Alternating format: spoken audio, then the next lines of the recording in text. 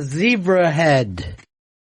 It's the Bennington Show on what the Judeo-Christians believe is a Wednesday. I'm Ron Bennington. There's Gail Bennington. Yo. And I am Ron Bennington. Zebra Head started us off today because Gail had to confess her sins on the Best Show last night. Yes, I am now unburdened. My soul is clean. I shared a story, a very private and painful story that involves the band Zebrahead. Well, I will let Chris judge this because he was on date night last night. He was with, I think, a Nicaraguan, Chris? A Honduran lady. Close. Excuse my racism. You know what I mean? I grew up of wealth and privilege in a very waspy environment. And it's all this, Central American is what he's dating right now. So you did the Best Show. Yes. And tell us the central premise, because we just sit around and talk about toilets here. Yeah. So it's apparently, and bra stores. Yeah, and we talk about bra stores and toilets all day. So, I'm not, familiar with this. So the concept is the unburdening, in which you share a confession of yours that haunts you to this day, that you never confessed before. You say, I feel terrible about this thing that I have done. Please take my sins from me. And it's a little cathartic. And explain what yours was.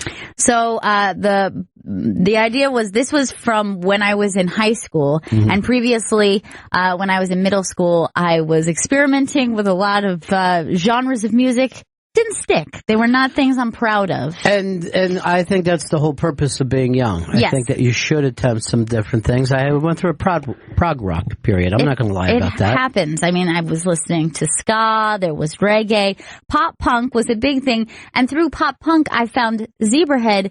The problem is they just have a little bit of that rap rock influence. It's like if Green Day suddenly had somebody from Korn jump into the band. Yes. Even though that's not the best explanation. And so I had known this band, and years later when I came to New York City, there was a group of guys who would stand outside my high school and they would freestyle rap. These are young rappers from uptown. Yes. That are now part of the school, performing arts school. Exactly. So they're standing outside, and their favorite thing to do after school was to have little freestyle battles, and they'd be freestyling. And so because I was always hanging out on the corner, one day one of the guys was like, yo, you should jump in. Like, you should do this. Like, you're always hanging out. Like, why don't you freestyle with us? And so in a split second, I thought, wouldn't it be funny to use a song that already exists, that there's no way that they would ever know this rap? One, because it's old, it's a couple years old. Two, because why would any black kids ever listen to Zebrahead? And it was the perfect crime. And so when they were like throwing down the beat, I began, which was the opening of this song that we just listened to. So you throw it in, and the kids were like immediately like, oh shit, son, are you kidding me? Right. Oh shit. And thinking that I had just written this rhyme on the top of my head. And I kind of slow played it too. Yeah. Like I was like trying to jump in. I like was going a little slower, and then eventually like got really amped up. And it actually sounds like it would have come from a white person. So yes, that's perfect. Because there is a really corny line where you're saying your fists are in your pocket because your words are your weapon. And that's not something I think that is very cool. That's definitely a white person rap. And then you name check Trump in that too? Yes, but this is, just when Trump was a business. Not even had The Apprentice. Yes, this is pre-Apprentice Trump. So this is just Trump for having a lot of money. Right. Got to make the dough like my man Donald Trump. So then I did this rap, and then immediately they were like all excited. And in the moment in which I was going to go, guys, I was just playing you. Like, this is like, that already exists. I didn't just make that up. But their excitement felt so good, and they were congratulating me. Right. And I just felt like on top of the world. So I was like, I'm just not going to say. Who does it hurt, you were thinking? Who does it hurt? Well, it turns out me. because for the next 3 years, they'd be introducing me to their friends and they'd be like, she's a freestyle rapper. She's really good. I only had to do it once for this. Right. This That's thing. smart, though. You wouldn't think this little punk rock chick with pink hair is a freestyle rapper, but she is. Remember that, I think it was an 80s movie where the geek paid the girl to be with him, and then all the other girls liked him, and then he stole a dance step from a National Geographic thing, and the only people that started laughing were the other geeks who watched National Geographic. All the kids jumped into it, and then that led up to him being exposed, and then, you didn't play it that long. You didn't try to parlay it. No, I wanted to just go out on top. I dropped the mic. I walked away from my fake freestyling career and just let legend, kind of play on. And so then later, it's a senior year and kids are still being like, oh yeah, she's actually a really good freestyle rapper. And I'm just like, I know. That one time I did it was pretty good. I would say this. I'd say most of all, it was a sin against yourself. Yes. And a sin against art. I agree. It's a sin against art. I agree. Because there's all those other freestyle rappers, they earned their place. And I don't know, I guess it's up to everyone to judge. Maybe I need to even be unburdened for at one time even liking Zebrahead. I don't know. Look, I remember a certain beach concert that Zebrahead opened. Yeah, that's how I couldn't remember how I was that night where you didn't know Zebrahead before them? I think that's how I found out, because they were playing with another band that I liked. One of the big ska bands. Probably not less than probably Real Big Fish or one of those, maybe. Who were the biggest of the big ska bands? Real Big Fish was the biggest. That was the big. They were they got a serious radio play. It must have been Real Big Fish, because it was on the beach.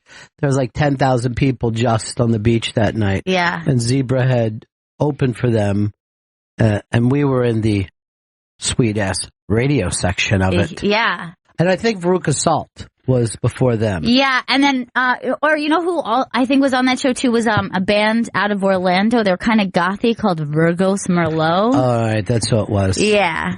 Virgos Merlot, which you and Chicken were digging them quite a bit.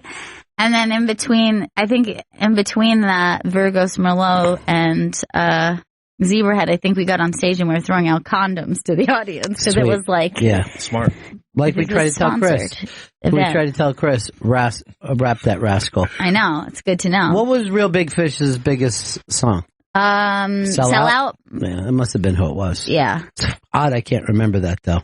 It was a really great night because it was ocean air. And it was really fun. Everybody was going fucking crazy. I mean, somebody could have came out and played I Still Believe at that show. And we would have went ape shit. I even went out and I got Virgos Merlot's record. You know what I mean? Sometimes when you have a good night at a show, yes, you're just like, you're all caught up. I'm open to this band. Yeah, you're all caught up. And, that's what I call that thing that when you're on vacation, and just because you're in Jamaica next to the pool. Yeah. This whatever fucking local reggae sounds amazing. So you try to bring it back and play it on the air, and everyone's like, what are you talking about? That there's kind of like a Boxing Gandhi's effect that happens. Boxing Gandhi's were a band that we fell in love with when we were on a West Coast, Rocky Mountains vacation. I think they were playing them on a college radio station in Boulder, and then we went out and bought the cassette tape. Because it was the 90s. Yeah, it was the 90s, and then we just rocked that tape. These fucking dudes are amazing. And they are great, but they don't fit on the East Coast at all. And I came in, I think it was Charlie Logan. I'm like, dude, I'm telling you right now, these fuckers are going to be playing a stadium in 3 years, and you're fucking missing it. Because you're a fucking corporate asshole. You know how you get in that one little thing when you get back from vacation? You're just like, what's your problem with world beats, dude? It's cool. They got someone from every race in this band. Well, good. Why don't you go play another fucking U2 song, man? Because that's what you do. But, that's why fucking PDs just play it as safe as possible, because they're trying to keep their jobs. And you just want to keep your job. At first you get into radio, you're like, man, I'm going to fucking just show the world how much I love music and turn them on to music and make their hearts sing. And then you're like, fuck, I can't make a mistake on this. I gotta just, you know what? Just give me the Motley Crue. We're going to just fucking play the Motley Crue. It happens. There's nothing you can do about it. That's life. You ever have a band like that, Chris, that you were totally in love with? And I loved Sum 41. I think it was, that's odd. Oh my God. That's really odd. It's bad. Really? I feel terrible to even say that, but Sum 41. That's really funny. But they, also pop punk genre. Yeah. Years later, though. I mean, a little bit later in the game. Yeah. He was far too old to feel the way he felt about Sum 41. You're right. Because you should. I mean, you were older than the band. They broke. My friend and I in high school met Sum 41 in a guitar store. Yeah. And they were like, hey, like, do you want to come to our show tonight? And we're like, nah. And like years later, I was like, why did I do that? Like, so what? Then I didn't really like the band. Like, why? You went out and had a fun night. I know we would have had fun. Yeah. And we're like, nah, we're busy. I think we just like went to her house and just like did nothing. It's so stupid. No, we decided not to be lame tonight. Also, we're 17 years old creeps. By the way, when you were doing that on the Best Show, I was fucking cringing at home because all the shit that I can't even fucking say on the air. I know. Just terrible things. I know. And then also, you got to keep it at least PG-13. Oh, God, PG. yeah. So yes, because it's the internet and children could be listening. And they don't want to hear about bra stores and toilets. But then, a lot of the things that you want to confess and you feel burdened by tend to be a little risque. Usually involve alcohol. Yeah. Most of the time it's borderline sexual assault, robbery. Well, we used to do a bit in Florida called Confessions where we'd set it up like it was, a confessional for a Catholic church. Mm-hmm. And people on the radio are willing to confess some fucking pretty disgusting things. The amount of dog fuckers out there is no, particularly in Florida. I mean, animal fucking. Oh, that rampant. Oh yeah. Poor dogs. Yeah. Well, I don't know. You know what I mean? They don't have any memory like we do. They're drowning them from movies. So what's the big fucking deal? Plant, Texas. So I was in college in about 2003, and I went and saw this band called Mates of State, and they had an opener that covered a song by Jay-Z, kind of like a synth pop indie band called Aqueduct. And just like Gail, I bought that CD, and I still have it today. First of all, Aqueduct is the fucking most hilarious name for a band of all time. They weren't terrible. By the way, I love Mates of State. I'm sure they were rocking. Yeah. I went to plenty of Mates of State shows, so I'm already with you there. And I mean, I did have about 160 milligrams of OxyContin up my nose. That doesn't make, seriously, so that doesn't make you a bad person. You know what I mean? That is something people do. I'm just thinking about being on OxyContin listening to Mates and State because they're just like an adorable, sweet band. Oh, damn it. I thought you were done, dude. I feel really fucking bad about that now. By the way, I was with Voss the other night, and he was getting into old Coke stories, and he is long, clean, and sober. But his bottom was so fucking deep. Oh, man. He should seriously just do a fucking special called Old Coke and Crack Stories, because they're fascinating. Did you hear back from Liz about that gig they asked me and Gail to be a part of? Yes. It's 100%, but we're not giving out the dates or the sales yet? Not yet, no. I'll get information from Liz to see when we can announce. But yes, I got back in touch with her. It's, because people ask me about this almost on a daily basis. Creeps with Kids with the great Robert Kelly, his idea. And Gail and I did it with them. Oh, it was a while ago, right? A couple of months ago? No. No? Well, it had to be summer, right? I think it was August. Yeah. Weird. Yeah. And he should have done another one by then, but they floated some names by and it's very star-studded. It's fucking great. Well, it was such a great time the last time that we did it. It's such a fun concept, and I can't wait. Can't wait to hear more. This was the mind-blowing things about that thing for me. Because it has come up on the show, I'm kind of, you were raised kind of differently than a lot of people. But the similarities between your childhood and the childhood of Robert Kelly and Jim Florentine's kids. I know. And it was mind-blowing to me. I just looked at Florentine's son and I just want to be like, we're each other. I'm you. You're me. You get it? With less heavy metal. I mean, the amount of metal that boy is put through. I'd like to have somebody drop by the house just to see. But there's a real similarity of fucking funny people who just talk to their children like they're people. And I had no idea. Yeah, there's funny people, the way they approach, I think, parenting, stand-up comedy as an environment to grow up in is very unique and different. Just I think if your parents do anything unique, you know what I mean? You're going to have a but I weird think perspective on. To me, that I get. But the way that people act at home, the way they talk at home. Yeah. Because I'm sure they never worked that out. And that's why Kelly had this. See, Kelly takes the focus of, I do this, Florentine do this, and we're all great dads, dude. We're all great dads. And I'm like, I don't know, that fucking jury is out. That's what I'm saying. It's almost like any move that a president makes, right? A lot of times it's the effect on the next generation, not what happens within the hour, Like if you look back, Truman dropped the bomb, right? Twice on Japan. Now, most of us would look at that as a horrible idea, a terrible idea.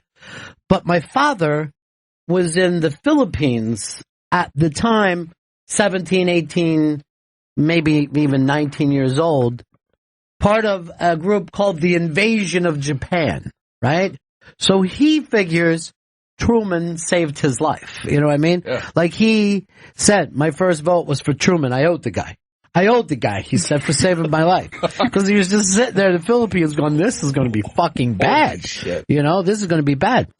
So the initial thing was, oh, thank God we can end this war. But then as the generations look at it, maybe that wasn't the way to handle it. Yeah. But we're all prisoners of our time. Yeah. Which is the name of a new novel I'm writing right now. Ooh. Prisoners of Their Time. Yeah. Great. Yeah. And it's about the Minnesota fucking scene in the 1980s. Really? Yeah, with Prince, and then finally The Time came out. I call it Prisoners of the Time. Oh, that's good. Okay. Yeah. And I'm just saying, those suits seem kind of fucking cool. And looking like Richard Pryor with that mustache was kind of cool at the time. It was. Black people are the only people that can get away with an eternal mustache no matter what decade. Yeah, that's probably true. I mean, white dudes who stick with it, you can, but you run the risk of looking very dated. There's been a resurgence of the mustache, too, in recent years. Dudes are trying to rock mustache. Yeah, but you can say that all you want. I'm saying black guys don't pay attention to your fucking trends. You know what I mean? Yeah, all right. Steve Harvey doesn't fucking care whether the mustaches are in or out. He's wearing a mustache. Yeah. And that has happened throughout time. Because I think that the prisoners of time have discovered this. I think that the reason what they're approaching is a mustache best for my face? And they're not thinking about, is it fashionable? Yeah. But some faces, they are served well by either a beard or a mustache. You're saying a thick nose. No, not necessarily. It's just sometimes it just depends on the way your face is set up.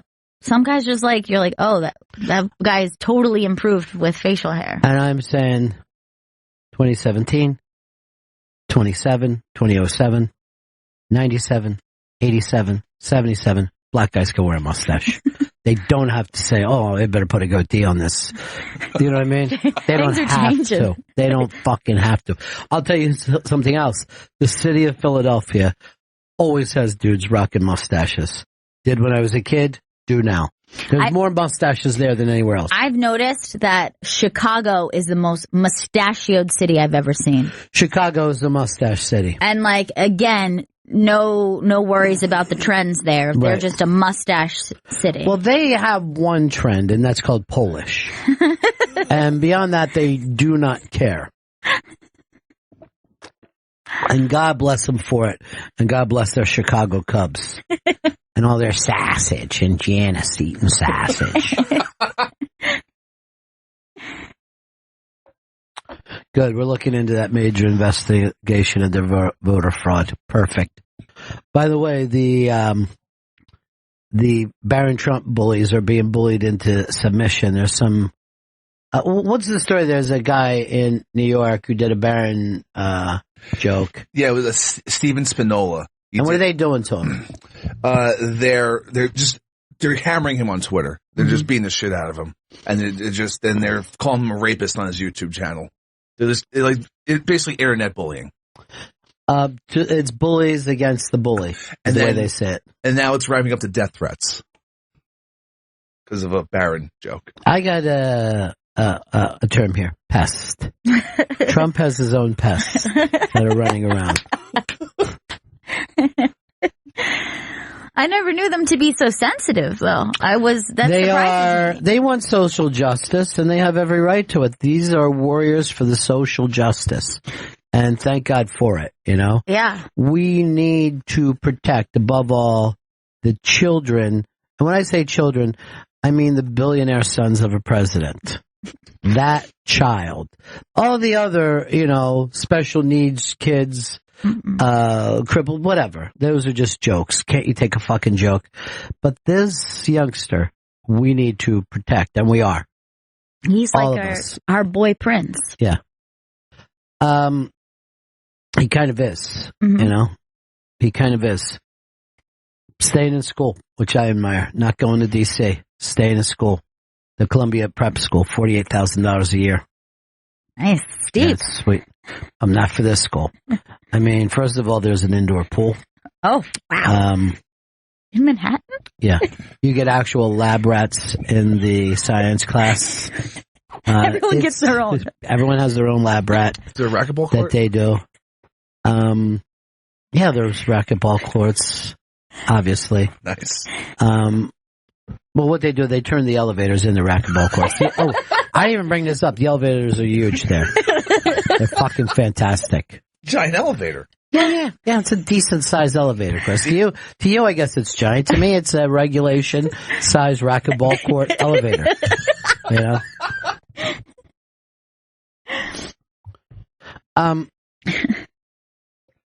Here's now Eric in Kentucky has a mustache theory, and this will be known as Eric's mustache theory into the future. Other scientists will attack it just because that's what we do in science. We try to disprove new theories. Eric, what do you got? Well, Gail says Midwestern, Chicago, definitely mustache town. Straight south of there, continues into Indiana. It's where it hits the Ohio River. Louisville is a Midwestern town in Kentucky, not a mustache town. You go just the other side of that and a little east towards Philly, Pittsburgh, Cincinnati, definitely a mustache town. So then it cruises up towards the northeast, which I can't comment on. But that little section, mustache central. So you're looking at a southern Ohio? Yes, even so far as Cincinnati. Yeah. There's, if you remember Fast Eddie, who I told the famous stories about, he was a mustache guy no matter what was happening. Always had a mustache. And he was an Ohio guy. I believe a Youngstown guy. It's like the mustache belt up there. It's a mustache belt. It's a belt of nothing but mustaches. And the reason why, I think, is to say, look, you can trust me. Look at this hair under my nose. It's above my lip. Please. I'm not telling you how to live your life, but clean the lip. You know what I mean? Take a little scissors to the lip. Don't take the scissors to the top and have that pencil-thin mustache. That looks evil. Evil. Like it's from the Fritz, the devil. Kellyanne Conway did some stand-up. That video is up on the iBang. It's not that much different than you see her now. A lot of people are like, oh, she's a failed stand-up. She wasn't. She just did it for one night for some charity thing. But I thought it was like on open mic night. No. She just showed up. But she ends with a funny song. She's a goer. You got to give her, you got to... she's a mover and a shaker. No one is going to take that away from her. Also up on the iBank today, Arrested Development may go back in time.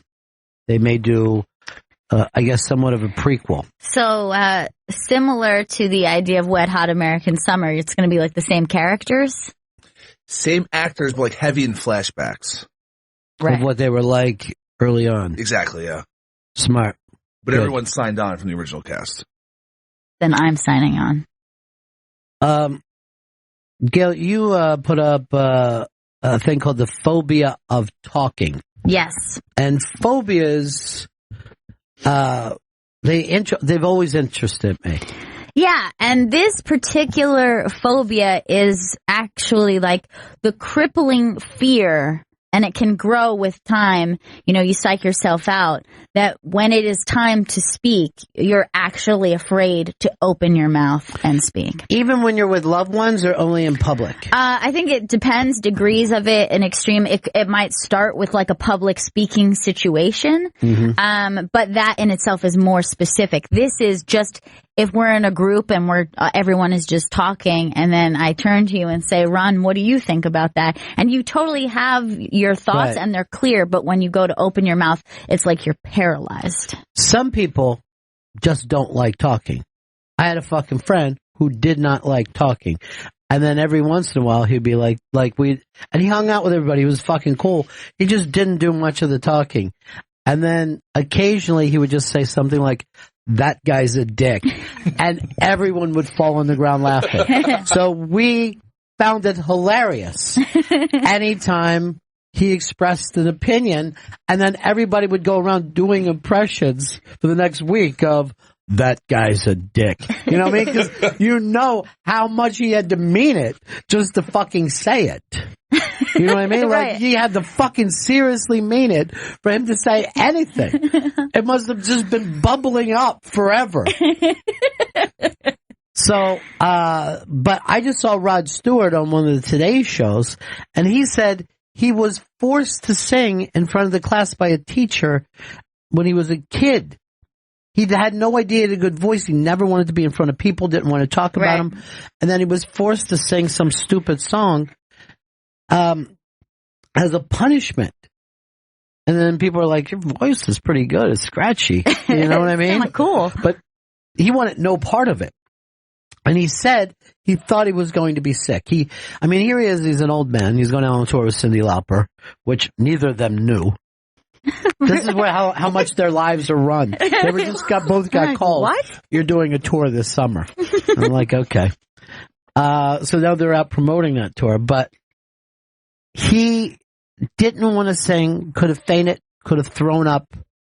And it's amazing to me where those emotions, like somebody who sees a mouse and they're not just like, oh, that's gross, but they're fucking freaked out so much they can't even move. Right. Or they shriek like a little girl. There was a kid in my middle school class who there was, kind of a rumor that he had something similar to this, a fear of speaking. So all the teachers knew this. They were to never call on him because he had anxiety. He never spoke to any kids. He was just like this really little dude. He was so cute. He was really short.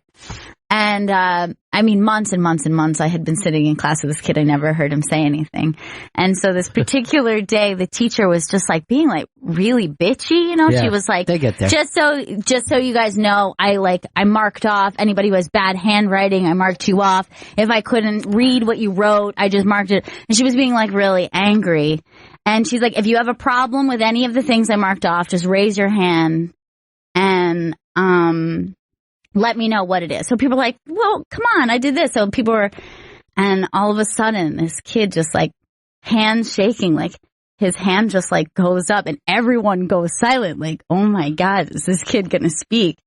And he just points to the question, like just points at it to say like, you need to explain to me why you marked this wrong.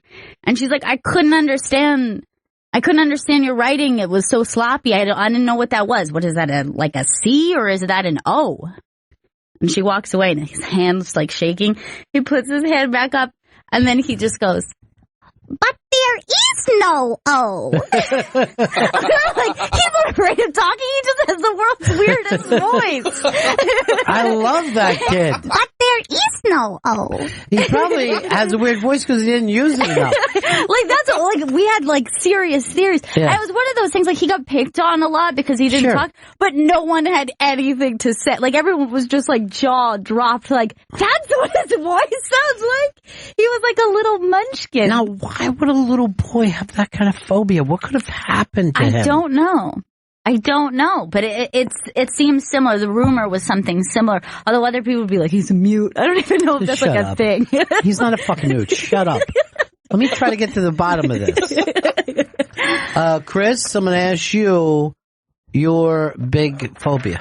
All right, as a kid, I like bugs. Like not even like flies or moths. Like kids are supposed to love bugs. I fucking hated them. And if I were hated or was afraid? Afraid, like horrified. And if there was a fucking roach, I fucking threw a fit as a child. Like I fucking lose. Like if I were my parents, I fucking killed to see him freaking out as a kid over a moth though. Like a moth is nothing. It just hangs out by a light. How is your feelings about insects to this day?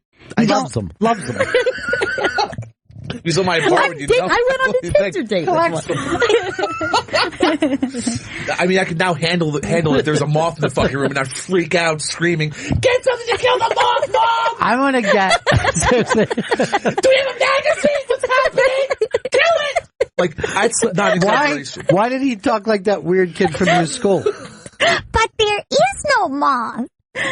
What do you mean, but there is no O? What did he even mean by that? Because she said it looks like, I don't know if that is a C, but it was like an A, B, C, or D question. Right. Oh, yeah. And he's like, good call. She goes, I don't know if that's a C or an O. And he's like, but there is no O. Fucking C. And he's right. He is right. And we were kind of like on his side, like, look, this kid doesn't even talk. And he's telling you, you're being too hard right now. You're just being fucking hungover. You're a fucking mean, old, hungover third grade teacher. I'll say what this kid can't. You're acting like a cunt. Now mark it right. You know there's no O on this fucking thing. It's multiple choice. There is no O. If you get the O's with multiple choice, just leave it open-ended. You're being fucking ridiculous. Phobias are great because people can only understand their own. Yeah. And not other people's phobias. You're talking about stuff when you were a kid. Your aunt had a fear of black people. Mm-hmm. She lived in a white neighborhood. I don't know what scared her. TV, maybe. There was no reason. And then once there's a knock at the door and she opens it up and it's a black UPS man and she screams and runs. And then her family's like, okay, this has to be fucking dealt with because you're making us embarrassed. This has to stop now. A UPS man is not here to fucking have a home invasion. Holy shit. Isn't that fucking great, though? Oh, my God. No, and again, to blame that kid is the same as blaming Chris for being afraid of a bug. There's no fucking reason. There's no reason that he for whatever had. reason. Like, you just have decided this is something to be terrified. Right. I have one now that I would call pretty unreasonable, which is that I think that everything near me is going to stab me in the throat. And if I start to think about it, I'll like cover my throat. What here could stab you in the throat? Like if let's say I pick up, if Chris is like, oh, hand me this pen, and I'll pick it up and I'll start walking, and immediately my mind flashes to tripping and this like stabbing me in the throat. And this is like, doesn't even have to be like most sharp things. It's just like at random. At any point I walk into a room and I just think, God, if I walk past that could get me right in the throat. I think like in my mind, like, and I've had this since I was a kid, I think like in a past life I was like, I got the guillotine or something. That's why like, people, I don't know. I honestly think is why some people believe in past lives, because some of these early either interest or phobias shouldn't exist. Yeah. Like when a kid doesn't want anything but a train. And you're like, you don't know how many more interesting things there are than trains. There's fucking spaceships. Why do you care about a train? So they just go, oh, he was probably an engineer or a hobo in the last life. Exactly. And that's it. I forget what I was watching the other night, though. It was so funny because they said to a little kid, go grab me the scissors and out of the kitchen, bring them back in here and hurry. And they say, don't hurry. Like, remember how your family treated you with a pair of scissors? Oh, right. You had to walk them down. And, yeah. You fucking be careful around the scissors. Hold them by the You had to show that you were holding them, like barely holding on to them. In fact, I fingers. have a memory of being told that I had to do that when I handed a scissors to you guys, and as I walked to you, showing off, look at how nice and slow and pointed down. You just go, maybe don't walk over the baby's soft spot with the scissors. That kind of defeats the purpose. I just passed over my baby brother holding scissors. Good, right? It's great to use sarcasm when dealing with a toddler. Yeah, I should point out I was about 4.5. Here's Eric, Colorado. Eric. Hey, Bennington. Hey. Gail, you're not alone. I have had the same fear that everything is trying to stab me in the throat lately. Okay, that's so weird. I don't know why. For like 6 months. It started off just at random. I was walking through a store and kind of brushed up against something with the side of my neck, and it was totally, innocent. And it has now progressed to the point of where I literally, I actually have had a panic attack a couple of times because of it. It's the absolute weirdest thing. I'm telling you, the most difficult thing for me is I worked in a restaurant. There's so many things in a restaurant that can stab you in the throat. You're moving quickly with sharp things and plates and forks and knives everywhere. It was just constant every shift. I would just go through my head. What if I tripped? What if I bumped into this? What if she tripped and flew forward in the throat? You need to hold razors up to your neck all the time. I don't want to. Or the tips of swords. We have a sword. You can break it out. Look at this knife. Mm-mm.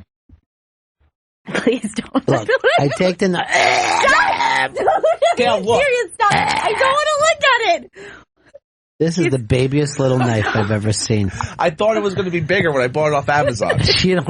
What are you worried about? It looks like a nail file. An infant is going to attack you on the train? It's embarrassing knife. Yes. What is this, a bug knife? You can stab bugs that are coming near you? It's so tiny. Like, this is the thing when you don't know how to put somebody else's blade away. It's always annoying. Put it away. Just good, Chris. That is the way. That's the universal way to carry something sharp. 2 fingers holding it in front of you. Like, Vito's standing up because he's had a fear thing that he's wanted to tell for a while, and I'm not going to him. I'm not going to let him express himself.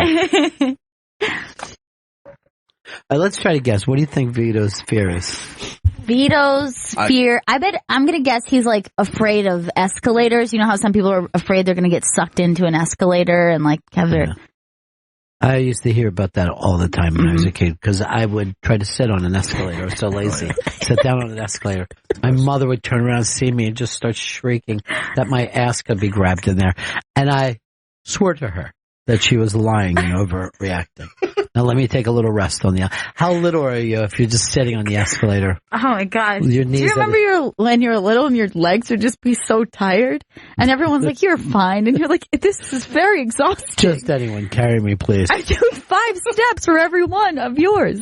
I might say the best feeling I've ever had in my life is falling asleep in a car and then having my father carry me.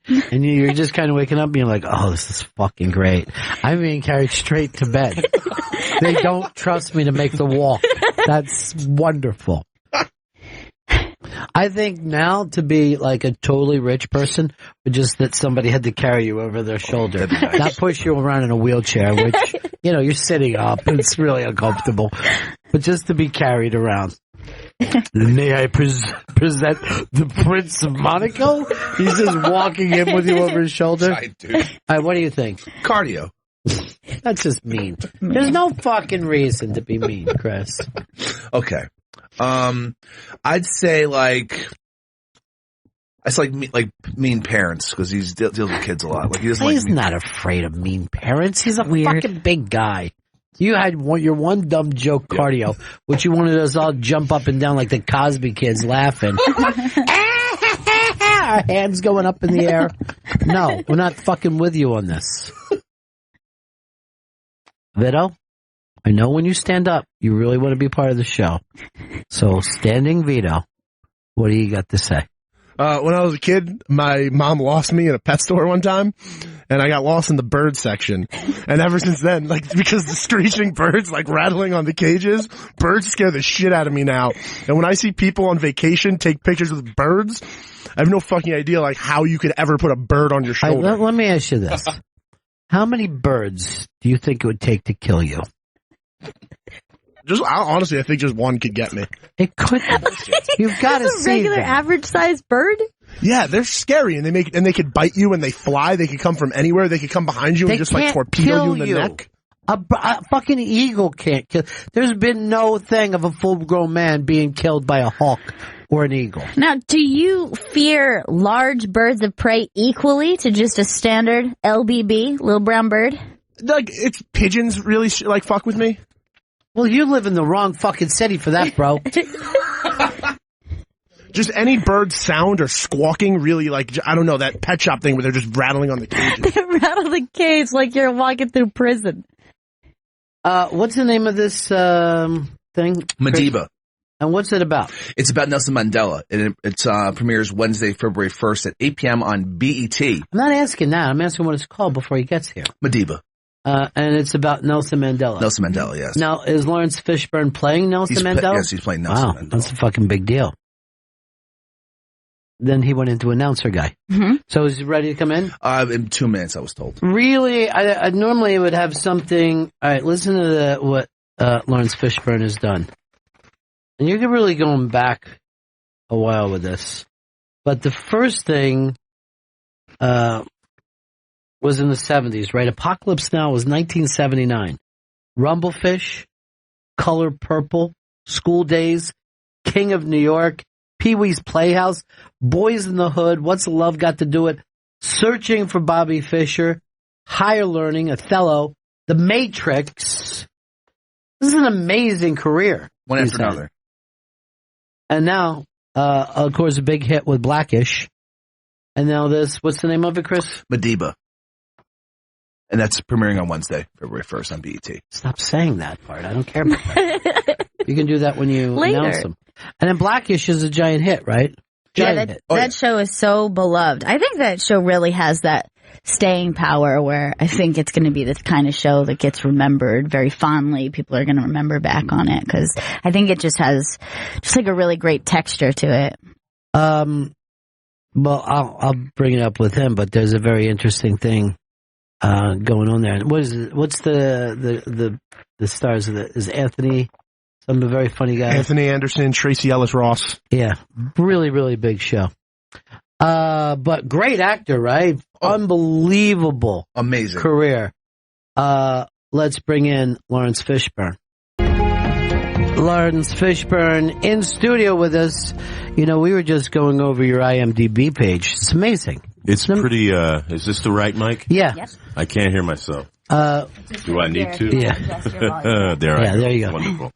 Oh, yeah, thank you. My IMDb page, my IMDb page. Yeah. Is it pretty long? It's long, but it's also outstanding. Oh, it's really, really a great many classic films in there. Thank you very much. And then also the theater, TV. Yeah. It's been a rewarding career. It's been a beautiful, beautiful journey. Yeah. Yeah, and continues to be so. But did you feel that the whole way, or? Yes. I mean, obviously, like everyone, peaks and valleys, but, for the most part, I've been tremendously blessed and incredibly grateful just to do what I do.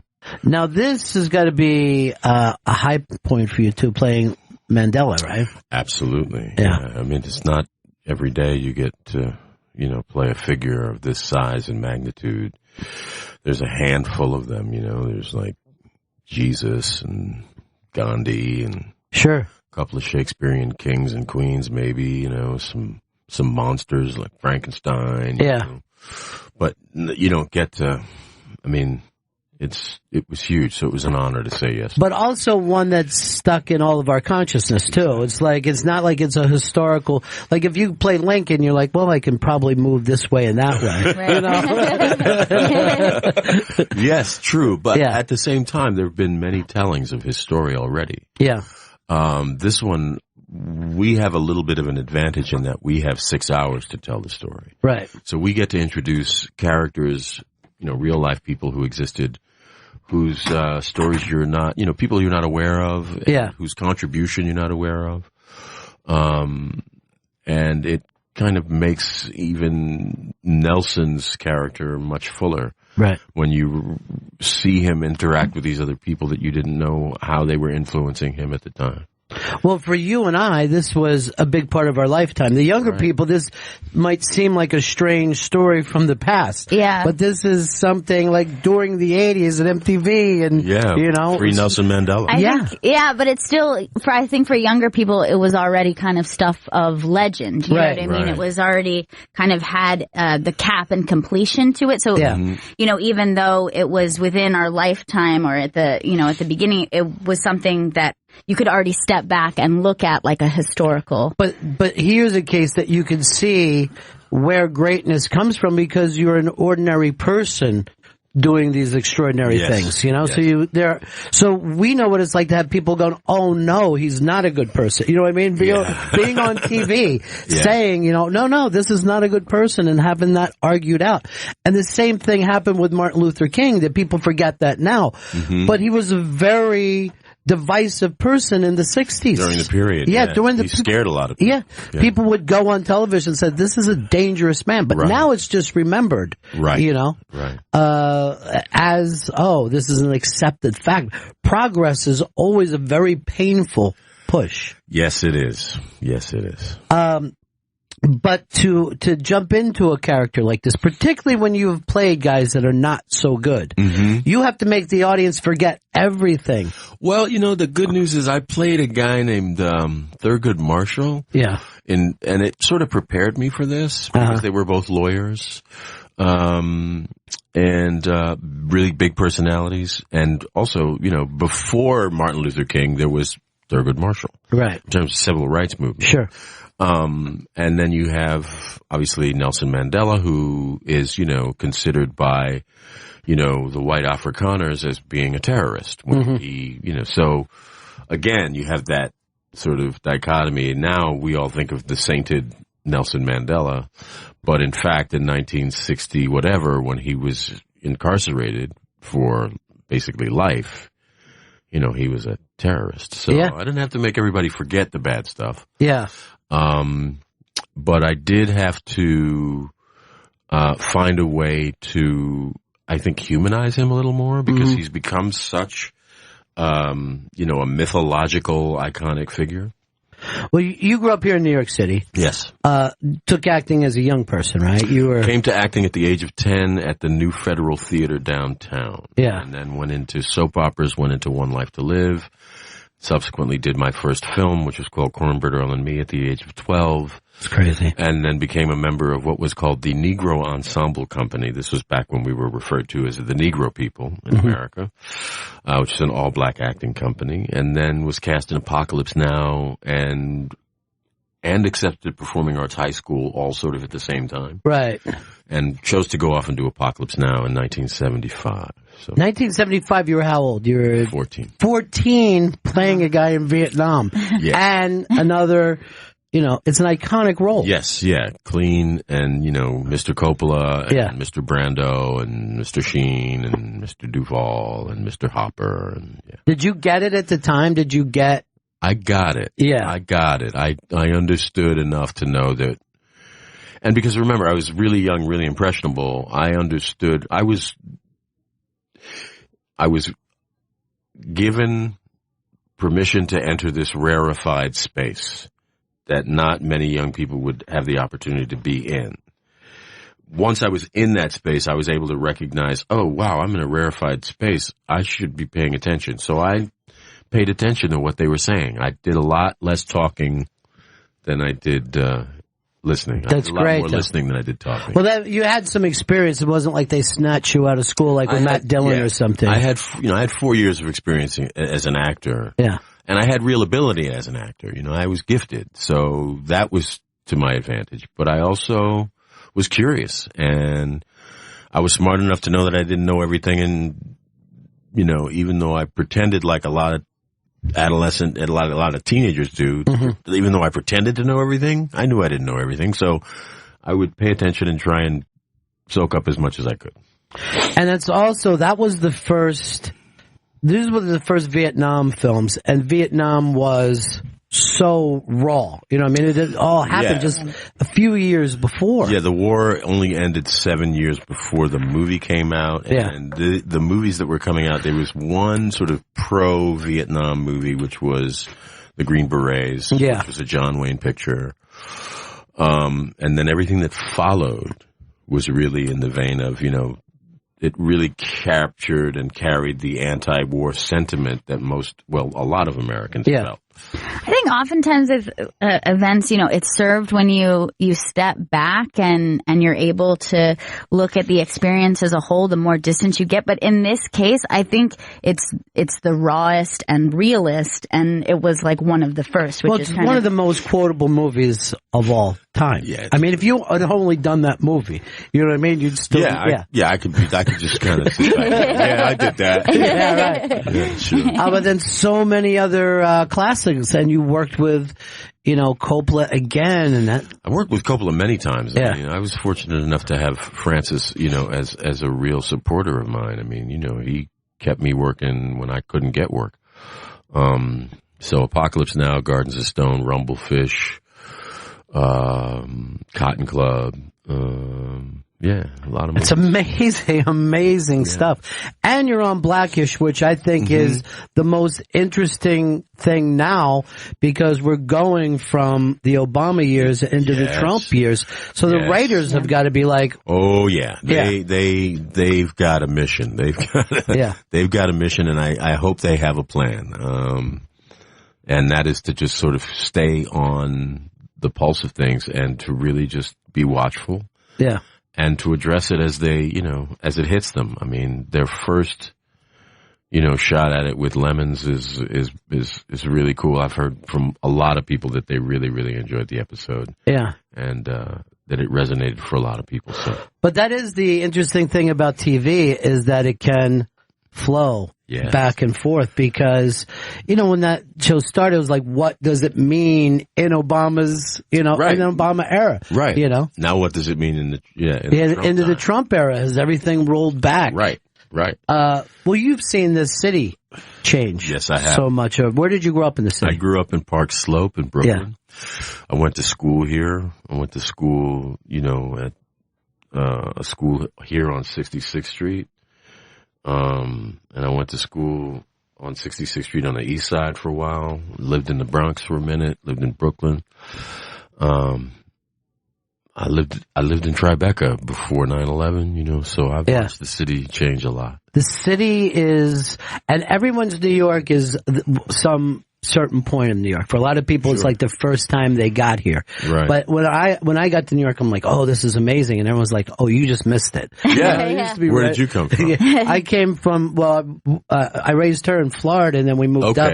And then she went to a performing arts school. Yeah, just on this street, 48th and 8th, the Professional Performing Arts School. Okay. Yeah. Okay. Cool. So there's a couple more now since when you were younger, which is and it's amazing to see the level of talent that a lot of these people have. I'm sure.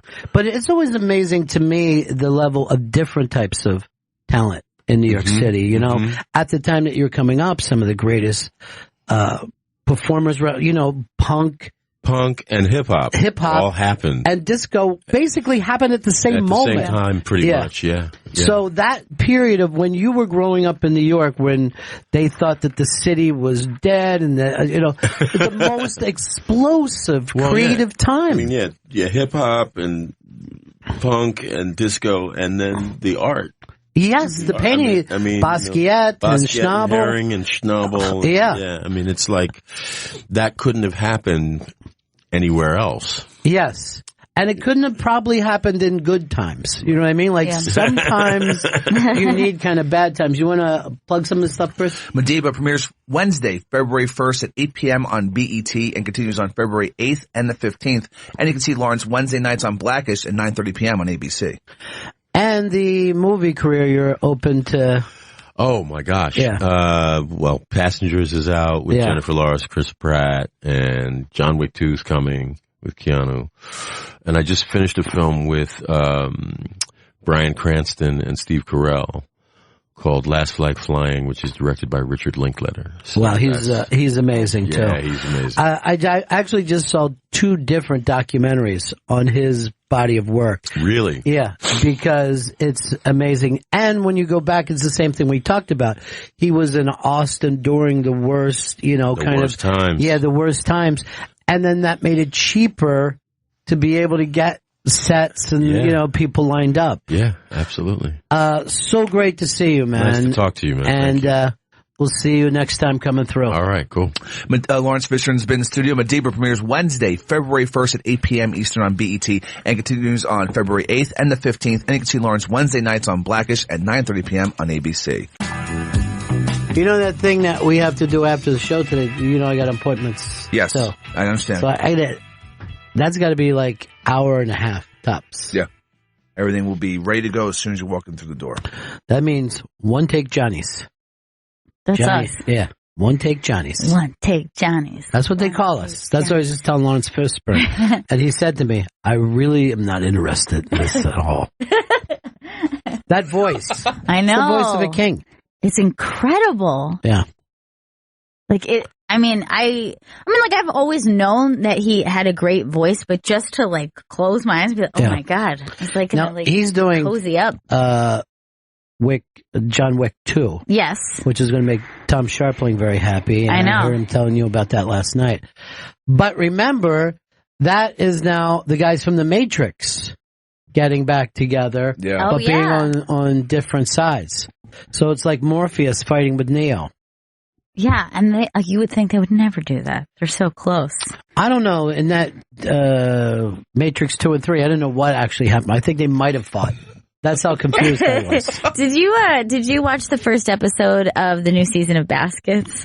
Yeah. In which all the guys have names from the Matrix, like Morpheus. Go ask Trinity if except for Noodles. Except for Noodles.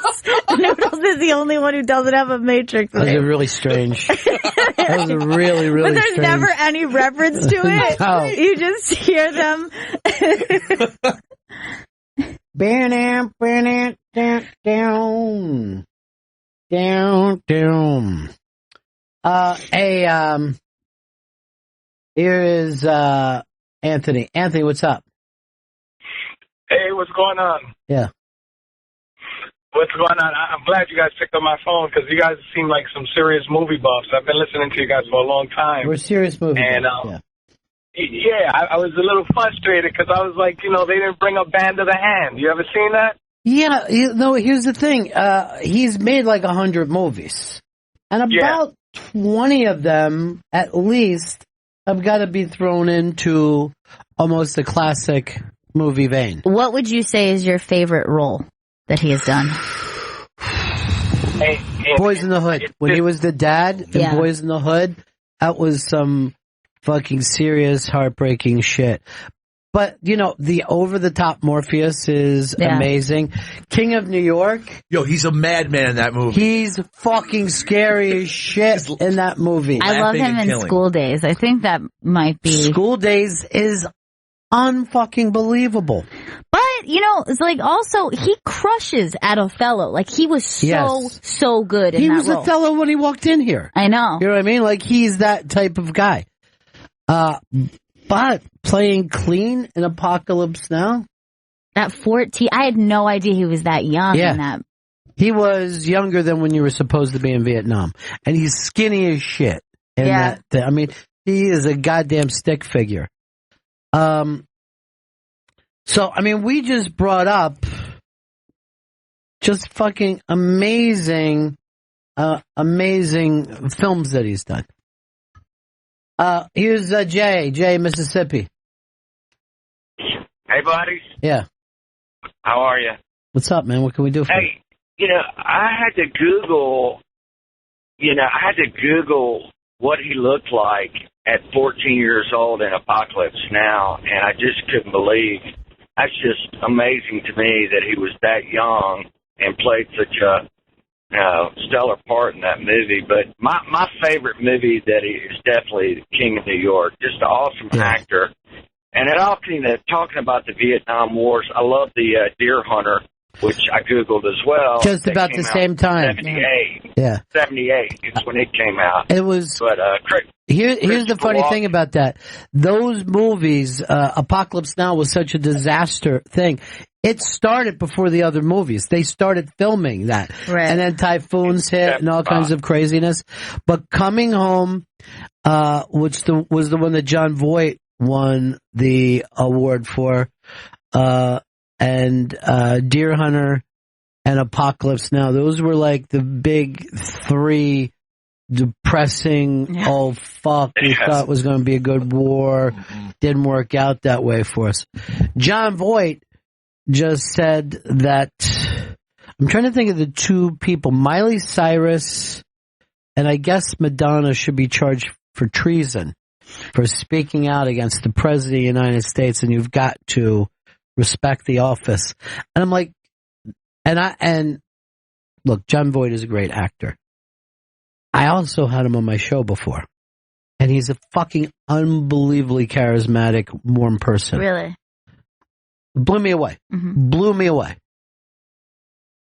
But he bitched about Obama for 8 fucking years. Did he think he should have been locked up during that time?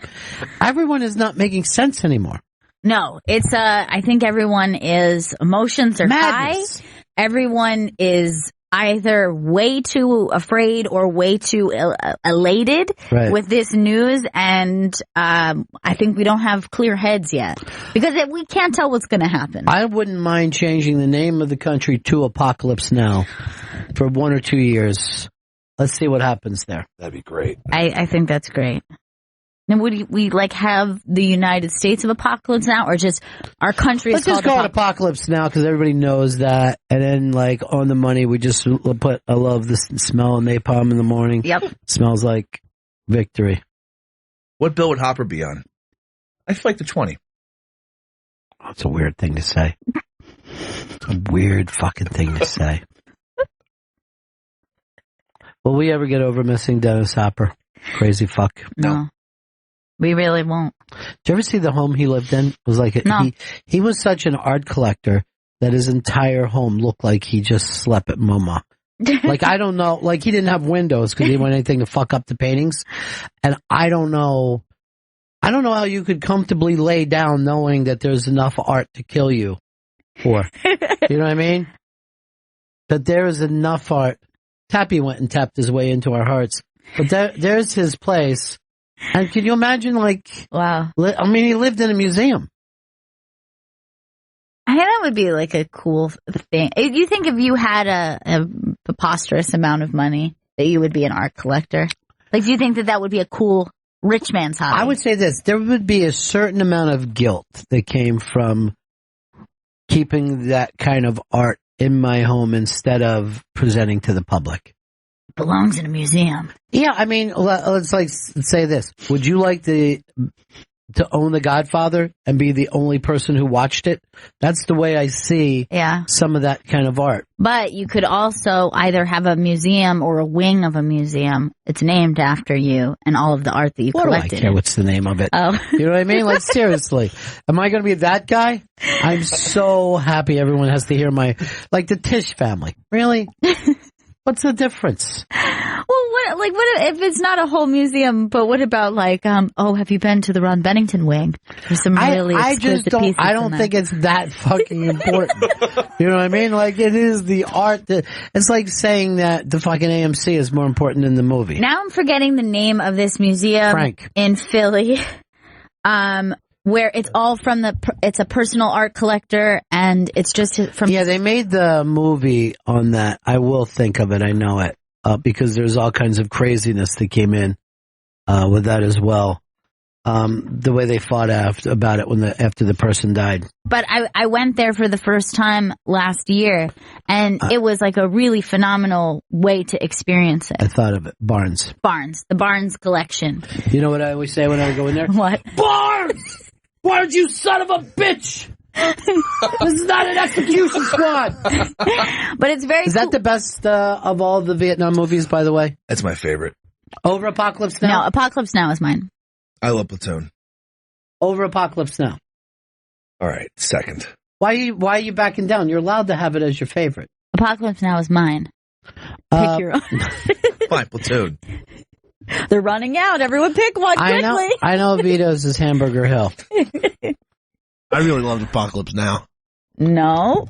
He can love Why? it. He can love it. No one ever picks Coming Home. One with Jane Fonda and John Voight in the chair. I don't think I've ever seen Coming Home. That's not my business. I don't know. I'm going to say most movies you haven't seen. Oh, yeah. I was telling that to Lawrence Fishburne.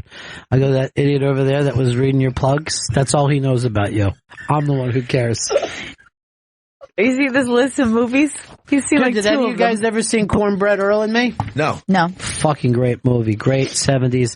Very much at the end of blaxploitation, but it wasn't, a gangster film. But it was that thing of, like, the first time you're like, oh, okay, so every, childhood is childhood. Get it, Here is Jeremy in Tennessee. Jeremy. Hey guys, the Curb Your Enthusiasm episode where Larry donates to an art gallery, and his name is on the wall, a donation by Larry David, and then next to his name it says anonymous, and it just pisses him off, and it's why? What's the deal with it? Well, it turns out Ted Danson is the anonymous donor. Yeah. He gets so pissed off, and the whole episode is how pompous it was, and now he looks like a dick for having his name on the wall. First of all, it made me think of it when you were talking about. He's always got this thing with Ted Danson, right? Because everybody likes Ted Danson, and he's trying to find fault with him, and it's just fucking hysterical. All right, what about just not Vietnam movie? Best war movie of all time? I think it has to be a Vietnam movie. Really? Yeah. Do you know the number of World War II movies that there are? The sheer number of World War II movies that take place not just on the ground like the Vietnam movies, but air and sea. I think mine continues to be Apocalypse Now. I don't think that there is one that would dethrone that. I think you need to see Tora Tora Tora. The excitement level that took place there. Here to Eternity. That thing captured. That's basically what the whole Godfather gimmick was about. Vito, do you have any other war movies, or you just start from Vietnam and move forward like this whole fucking hipster generation? I loved Hurt Locker. Oh, come on. Hurt Locker sucked. Hurt Locker did not suck. It was really tense. I turned it off. Oh, aren't you the fucking best movie critic in the world? I am for Hurt Locker. I don't know why it has to turn into anger. Why can't we just have a very competitive with Vito. Let me just say something to you. Yes. Though it may not be the best movie of all time, it also doesn't suck. So you're both coming from such odd extremes, right? I don't think it was a very good film. It is a good film. It's just not a film that you like, but it's a very good film. I was not a fan of it. Chris, I see you as a Patton man. You a Patton fan? Also like Kane. You know what's really funny with Patton? Is watch anything on the outside of Patton. It's all terrible. Yeah. Like all the acting and action that takes place looks like a TV movie. Now Patton himself is fucking great. That's all I remember. Is like Patton monologues from it. Yeah. I don't really remember much else. It's a great film for, grabbing monologues. And it's my favorite fucking thing. There's no way this could have happened with he's like, pull off the road right here. And then he goes, I'm looking for the battlefield. And they're like, sir, the battlefield is this way. He goes, don't tell me where a battlefield is. I can smell it. And he takes them off into these ruins. And he goes, it all happened right here. The Carthaginians army tried to hold off the Romans. And he's into this nutty thing. And he tells this whole story. And he goes, and I was there.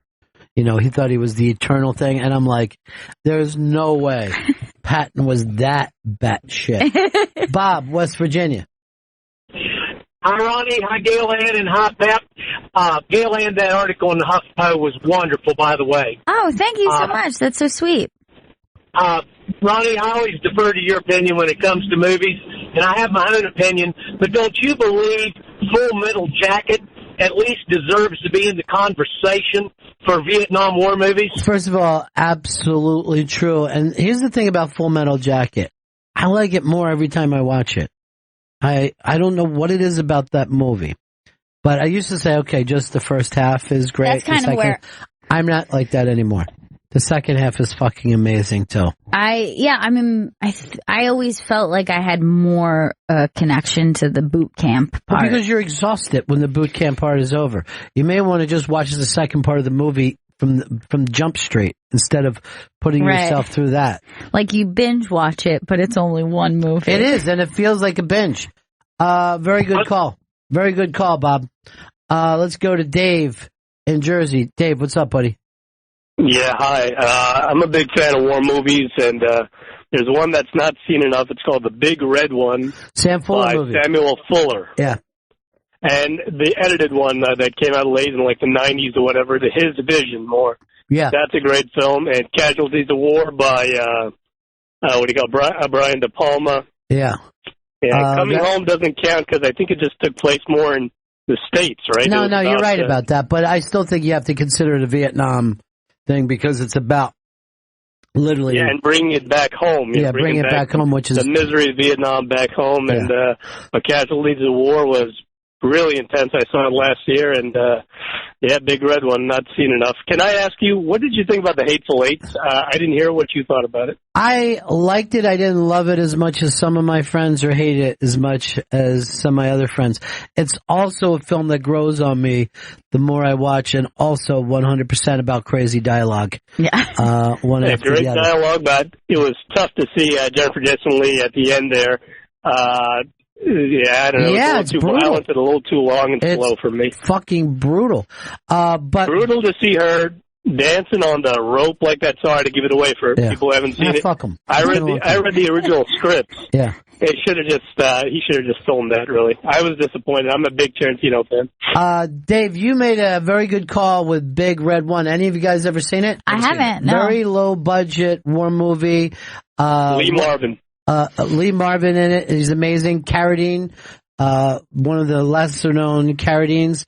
A Luke Skywalker plays Mark Hamill. Yeah. He plays a guy who, is unable to fire his rifle. He's so freaked out that he never, throughout the film, but also the thing that I love about it is they don't recognize when new guys come into their platoon, they don't recognize them or talk to them. They don't want to be attached. Yeah. Because the chances of that guy living, you know what I mean? Yeah. Are, so only the guys who have been through it, and it's all through North Africa and Italy. Small film, good one. Frankie in Poughkeepsie. Hey guys, in my opinion, Paths of Glory is the best war movie ever. World War I flick, probably the best anti-war movie too. And there was always a thing that people enjoyed it more as a war movie.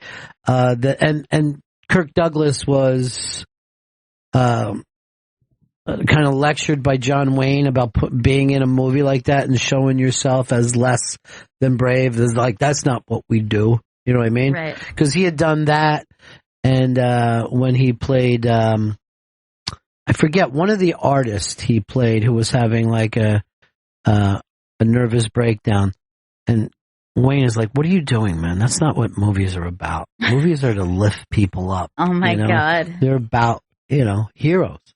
But you understand that he's like, was a myth maker, Sure. you know, and whoever he played, he turned them into some kind of mythology. Steve in Alabama. Hey guys, I don't know if it would be considered the greatest ever, but one of the greats that a lot of people, it's kind of divisive. People hate it or love it, and I loved it with the Thin Red Line. Well, Malick does that with people. A Malick movie will drive people nuts. Did you see the Hollywood one that he did, where he's the guy's a screenwriter? No, I didn't see it. People despise it. And I watched it on TV, and I'm just watching going, man, I wish I was in the theater for it's like a dream. It's just like watching a dream for 2 hours. Yeah, it's the feel of it. Like when I saw that movie, I was young, so like I didn't really understand what was going on as far as the style and his approach to it. But then watching it again later, after understanding more of Malick's style, I was like, okay, this is beautiful. And it's about heaven, hell, God, the devil. Exactly. It's all right there. It's all right there. What would you say is your favorite, like, most recent? Like, what is the last great war movie to you? I know everybody wants to say Hurt Locker. Mm-hmm. I don't know on the most recent. I mean, I haven't watched an Iraq movie that I can feel comfortable watching. You know what I haven't seen in a long time, and I remember loving it at the time, and I feel like I have to rewatch it to see if it was as good as I remember, was Three Kings. Because I remember, that's the Gulf War movie. It's a fun heist movie. Yeah. It's a strange one, though. It's a very fucking strange movie. Dennis, and I was going to say Jarhead, but I'm not sure. I think it takes a little time to let that stuff lean in. Dennis, Long Island. What's up, guys? Yeah. The Deer Hunter, best war movie in my opinion ever. My mom used to say that me and my friends acted like the Deer Hunter because when they were shooting pool and singing, because, you know, my friends were very outgoing. But the Deer Hunter fucked with me because I'm from Pennsylvania. And the Pennsylvania mountains where the deer was look nothing like that. Those were shot in the Rockies or in Western Canada. Yeah. The Appalachians are old. So they're all rounded off mountains. There's no big things like you see in the Rockies. And even that kind of deer I've never seen in Pennsylvania. It looks like some majestic Western thing. But that thing, I mean, obviously people complained about the Vietnam scenes, but that movie, The Deer Hunter, very much what it's like to grow up in an ethnic industrial town. I mean, it just felt 100% real. He always walks by so proud. Just a small smile. He's very proud. Todd, Detroit. How you doing? Yeah. My favorite, well, first of all, the movie you were thinking of is Lust for Life, where he plays Kirk Douglas. Thank you. Yeah, and Bridge Too Far. Even though it kind of came out at a time where they were doing all these, these low-budget movies with a bunch of stars in them, like in Towering Inferno and stuff like that. It had a bunch of great, great A actors in it, but it showed the strategy and everything, and I thought that was pretty fascinating. I'm going to send you into the pretty good prize closet, mainly for being able to realize that I was talking about Lust for Life. And I never would have gotten that, because it wasn't like, oh, it's at the top of, it was just a story that I forgot what else that he had played. Here's our buddy Candyman. Hey, Bennington, how's it going? What do you say, dude? Same old, same old. How about you guys? Cool. Hey, I got my all-time favorite, and I got a couple new ones that you guys just brought up. Yeah. But my all-time favorite is the movie Glory from the Civil War with Matthew Broderick and unbelievable. Yeah, unbelievable film. One of the best movies ever made. And then you're talking about current ones. I would say maybe Unbroken or Zero Dark 30. Zero Dark 30, kind of more of a terrorist movie than. It's a bizarre. It's also another tough to watch movie. Here's Sean, South Dakota. Hey, Ronnie, I was wondering what you thought of Saving Private Ryan. I didn't see it. I saw Saving Ryan's Privates, a very fine adult film. Once I get past the original shots of Saving Private Ryan. It feels like it falls into a cliche movie. Not that there's anything wrong with doing a movies of cliches, but it felt like it was a movie about World War II movies. You know what I mean? More than it was a World War II movie. Here's Jason in Philly. Hey, Ron. Hey, Gail. Hey, Ron, I want to bring up some of the classic World War II movies. I think at the time they were thought of as propaganda movies, but they really kind of highlighted the dissolution and the loneliness of coming back from the war, like The Best Years of Our Lives, Mrs. Miniver, those classic World War II movies. I thought they were Best Years of Our Lives. They were really good. Yeah, Best Years of Our Lives was probably the exact opposite of a propaganda. I mean, you can look at that and go, oh, why would anyone fucking go to war, you know?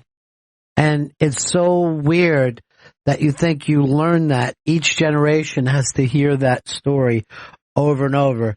But there's always going to be an 18-year-old boy who's like, yeah, I'm in. I want to fucking measure myself. Is our guest here, Chris? He's coming down the hall, Mr. Chad Daniels. I don't know why, you got to let me know. His new album, Footprints on the Moon, is available February 3rd. You don't have to go into preach that shit in front of him. Gotcha. Not in front of me. Gotcha. Just be a person with me. Okay. I like that you're an announcer boy. I get it. But I was looking to you just to let me know whether I should go to these calls or not. Paul, Buffalo. Yeah, Ronnie, what about some of them old sub movies, you know? Das Red Boot. October and Yeah. Das Boot. You ever seen Das Boot? No, I haven't. Fucking great But I movie. do know the name. Like, I know it from just coming up. Dude, it makes you think, what kind of person ever did that?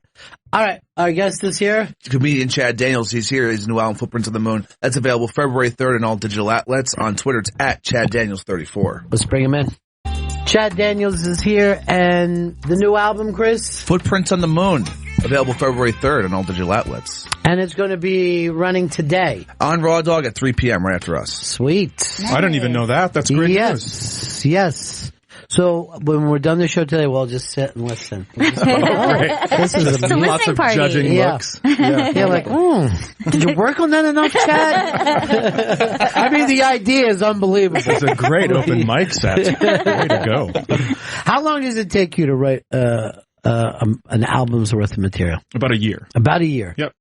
About a year, and you write it piece by piece. Yeah, so I never scrap a whole out. So I'll record an album and then I'll keep that on the road with me. Yeah. Until I write new jokes, and then I'll kick the oldest joke out, replace it with the newest joke. And there are some tough times. But you, yes, it is so funny, particularly after you kind of know any material, when you get rid of it, and then that new feeling of, okay, this is good, but I don't think it's finished yet. Right, and then you know you have that joke sitting in your back pocket. Yeah. But you just have to tell yourself you can't do it. And even if people in Des Moines, Iowa are yelling, talk about your dick! And that does happen. But you won't go back to it. You will not go back to it. Nope, they're going to have to sit there. And I live in northern Minnesota, so there aren't open mics for me to go to. Yeah. So I probably shouldn't say this right now, but I do, in the middle of my set, is when I try the new stuff. That's like my little 10 minutes of open mic on a 45-minute set. So you'll be like, okay, I've got this crowd. Now I'm going to run the new material. Back into the stuff that there are times where I don't have the crowd and I'll still try the new material because I just have to do it. You know? But isn't it funny to even say, like, I don't think people understand this from stand-up comedy, because you see, when you go out and see stand-up comedy, it's new to you, right? Sure. But that comedian, as great as they are, and we can talk about the best comedians, he's still going to eat shit on certain. There's no other art form, right? Like, there's no way that, let's say, U2 ever goes backstage and goes, should we even be doing this anymore? Right. You know what I mean? And because comedy has such an immediate, measurable response, it's not like you go see a play and it's a drama. Everyone's still gonna clap at the end. Right. You know what I mean? Right. So, like, you have this immediate meter of just like, this is working out or this isn't. Yeah, I had a lady that looked like she played organ at her church. Mm-hmm. And she said, fuck this during my set, under her breath. That is a huge gut punch. Yeah. That's a huge one. Fuck this. Yeah, just like, ugh. Sit here. Yikes. Yeah. All right, tighten it up, Dan. Yeah. Now, why northern Minnesota when you know it's far away from the business. That's where my ex-wife and I grew up, and so we decided to raise our kids a little closer to family, I guess. It is an interesting thing now is that you can live almost anywhere because the internet, and because you can make it 3-4 hours to any coast, anytime you need to. But, which is, by the way, not unlike some of the commutes. If you live in Los Angeles or New York, outside, you can get into those kind of commutes. But that thing of being away from show business when you go there, right? Is that a time to write, or is it just a time to live your life? A little bit of both. Yeah. I have a 17-year-old son and a 12-year-old daughter, and they're pretty present on this CD. My son is the guy that said Footprints on the Moon. So it's a little bit of it's like being a dad, but then when some shit goes down, making sure you write it. Right. And are they hesitant about being part of the act, or? Yeah, my daughter. So I did Conan a while ago when she's 12 now, and when she was 5, she came home and she said she was playing catch and somebody hit her right in the balls. And so I went on Conan and I was talking about how great that will be when she's older, because I didn't tell her she didn't have balls. She'll be making out with some guy and she'll be like, "Oh, touch my balls." And it'll end the makeout session, right? Well, then one of her friends was allowed to stay up and watch Conan, went to school, and was like, "You guys know Olivia has balls?" So it's like wrecked her. So she came home and she was like, "No more." And if you've ever seen a 5-year-old girl, just no more. That's it. But my son, who hates attention in real life, loves it. Yeah. So it's just mostly about him. I think it's great because you forget that thing about kids of hating attention in real life. Like, I didn't want that when I was a kid. Sure. I did not want my aunts to make a big deal. I wish they just let me slip in and out, And if you have anything like that you do that you're proud of, and then an adult finds that out, then suddenly it's just like, put that on display for everyone. You're like, that was my private creative thing that I did, and you're ruining it. I think that's the worst feeling when you're a kid. Yeah. Like, I don't know those people. Yeah. I don't want to tap dance for them. Yeah. Right. Yeah. My son hates attention in real life, loves it in comedy. My daughter will walk around Target and just like, "Oh my God, look at me." And then she's like, "Don't you fucking dare." Right. But that is out of her control. I mean, I can understand that she's not the one writing and performing it. Absolutely. Yeah, I bring my son out to lunch, and I have him, before I do anything like on a CD or on late night or anything, I make sure he approves all of it. Right. He didn't ask for a comedian for a father. So it is, I did radio all those years, and I never mentioned my kids, or I gave them a false ages. When people go, "How old are your kids?" I always say 3 and 5. And I go, and everyone would be like, "Oh," because who would lie? Who would lie about the ages of your children? But then you get to a certain age and you're like, okay, it's up to you whether you want to do, no, you take your own lumps.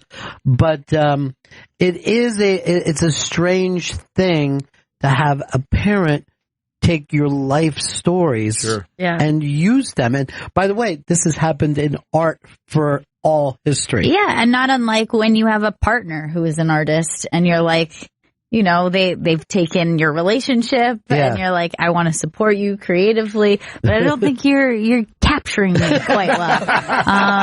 There's a reason I have an ex-wife. That's for sure. Chad Daniels is in studio. Chad's new album, Footprints on the Moon, is available on February 3rd on all digital outlets, and it'll be playing today at 3 p.m. on Raw Dog. All right, the other thing I wanted to ask you, album versus video special, what's the big difference there? Well, you don't have to lose weight when you record an album. I mean, that's really, for me, it's like, I don't care if I look like shit that night. It's fine with me. Yeah. So, I did one that I put out on free. It's on YouTube. It's called As Is. I did that a couple years ago at Acme Comedy Company in Minneapolis. And, one of the great comedy clubs. Yeah. It's just kind of a bigger production than just having to hang mics on the ceilings. Right. It is. Yeah.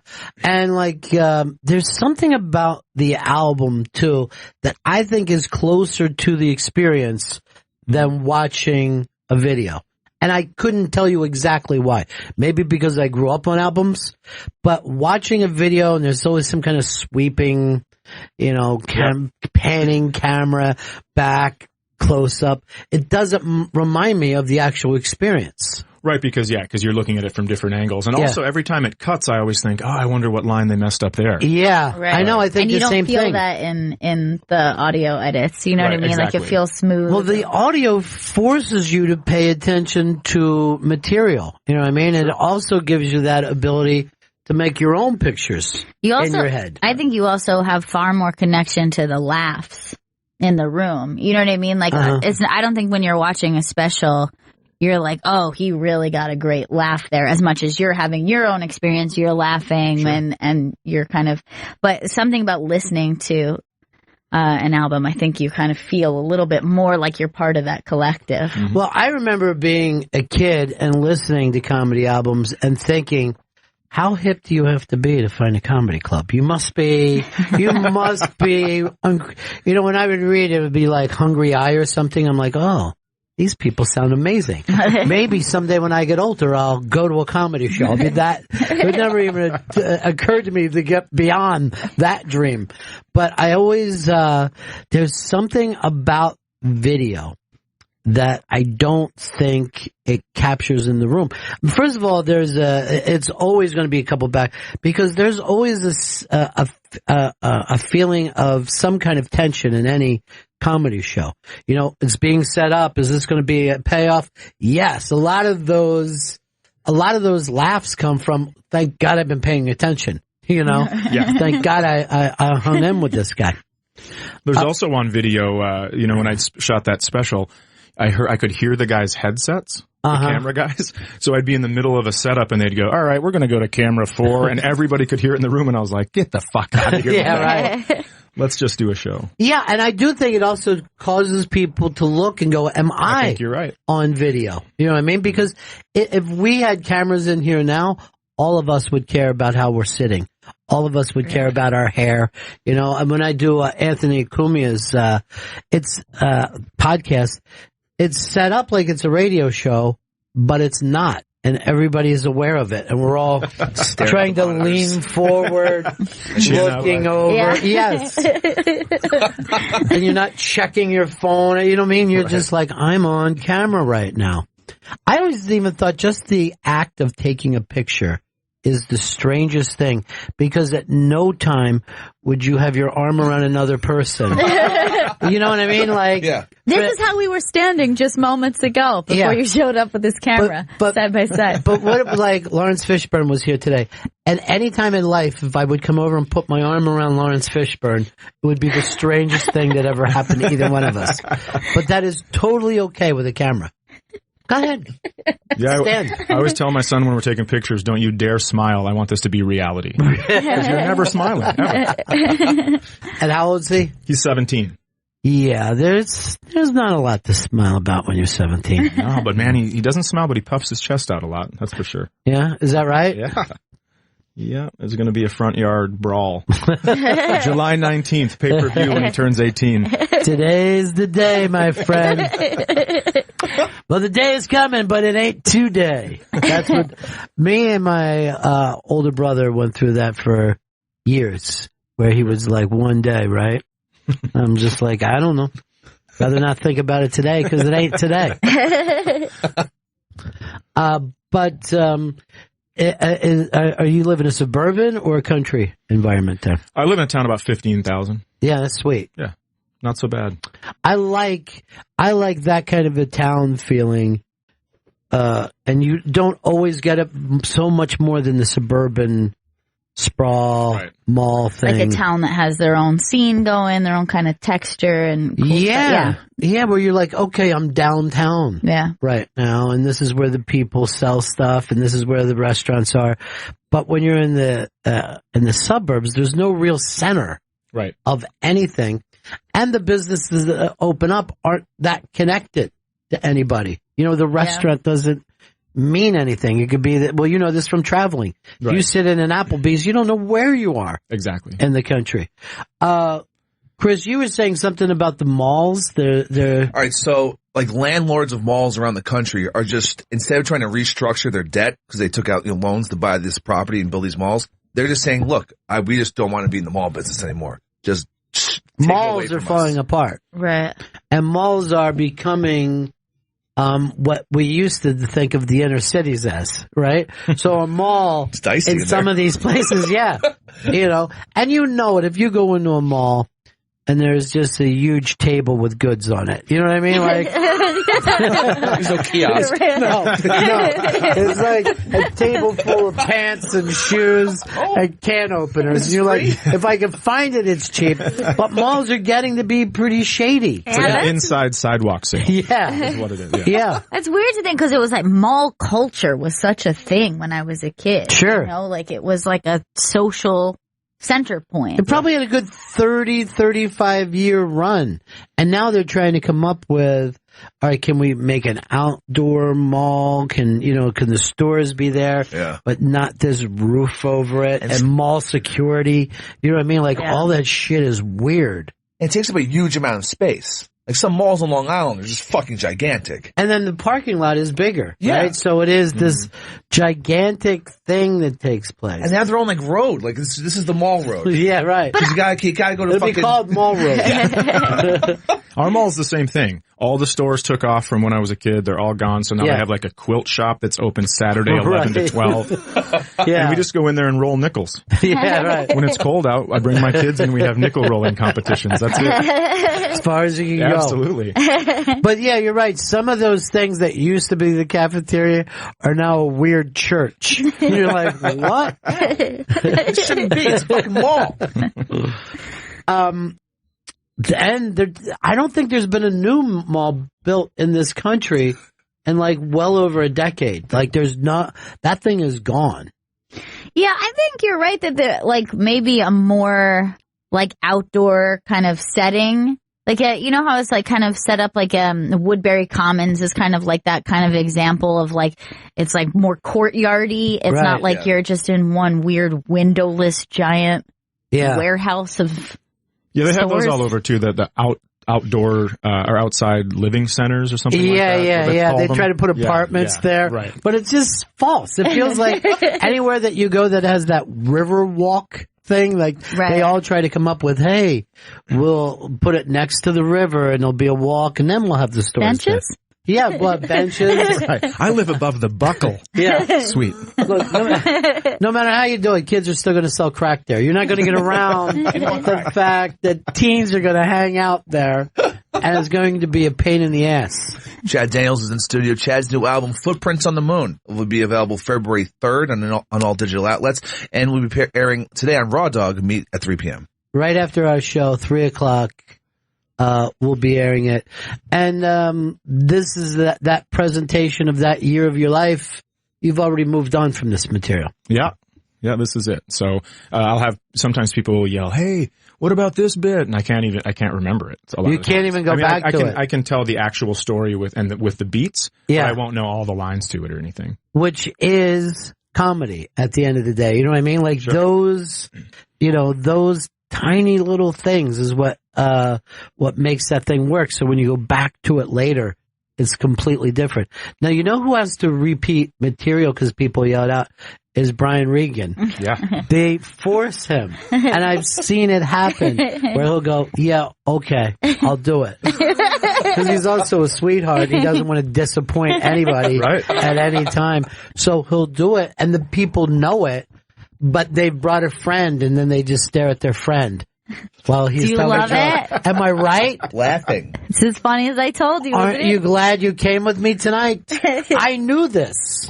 And they get their own feeling. I saw him in St. Louis when he was still doing clubs at the Funny Bone one night. And early show kind of kept it tight. Late show, somebody yelled snow cones, and he goes, "I'll do it after my material." Right. And he was on stage longer for requests than he was for his normal show. Isn't that insane? It was outrageous, but it was hilarious. Yes. I mean, you couldn't breathe. Yes, he's that funny, and to people in comedy, he's really well known. But if you don't follow stand-up, because he hasn't had a show like Ray Romano, and those guys have the same manager, they do the things, but Ray Romano still to this day can't walk down the street without everyone grabbing him.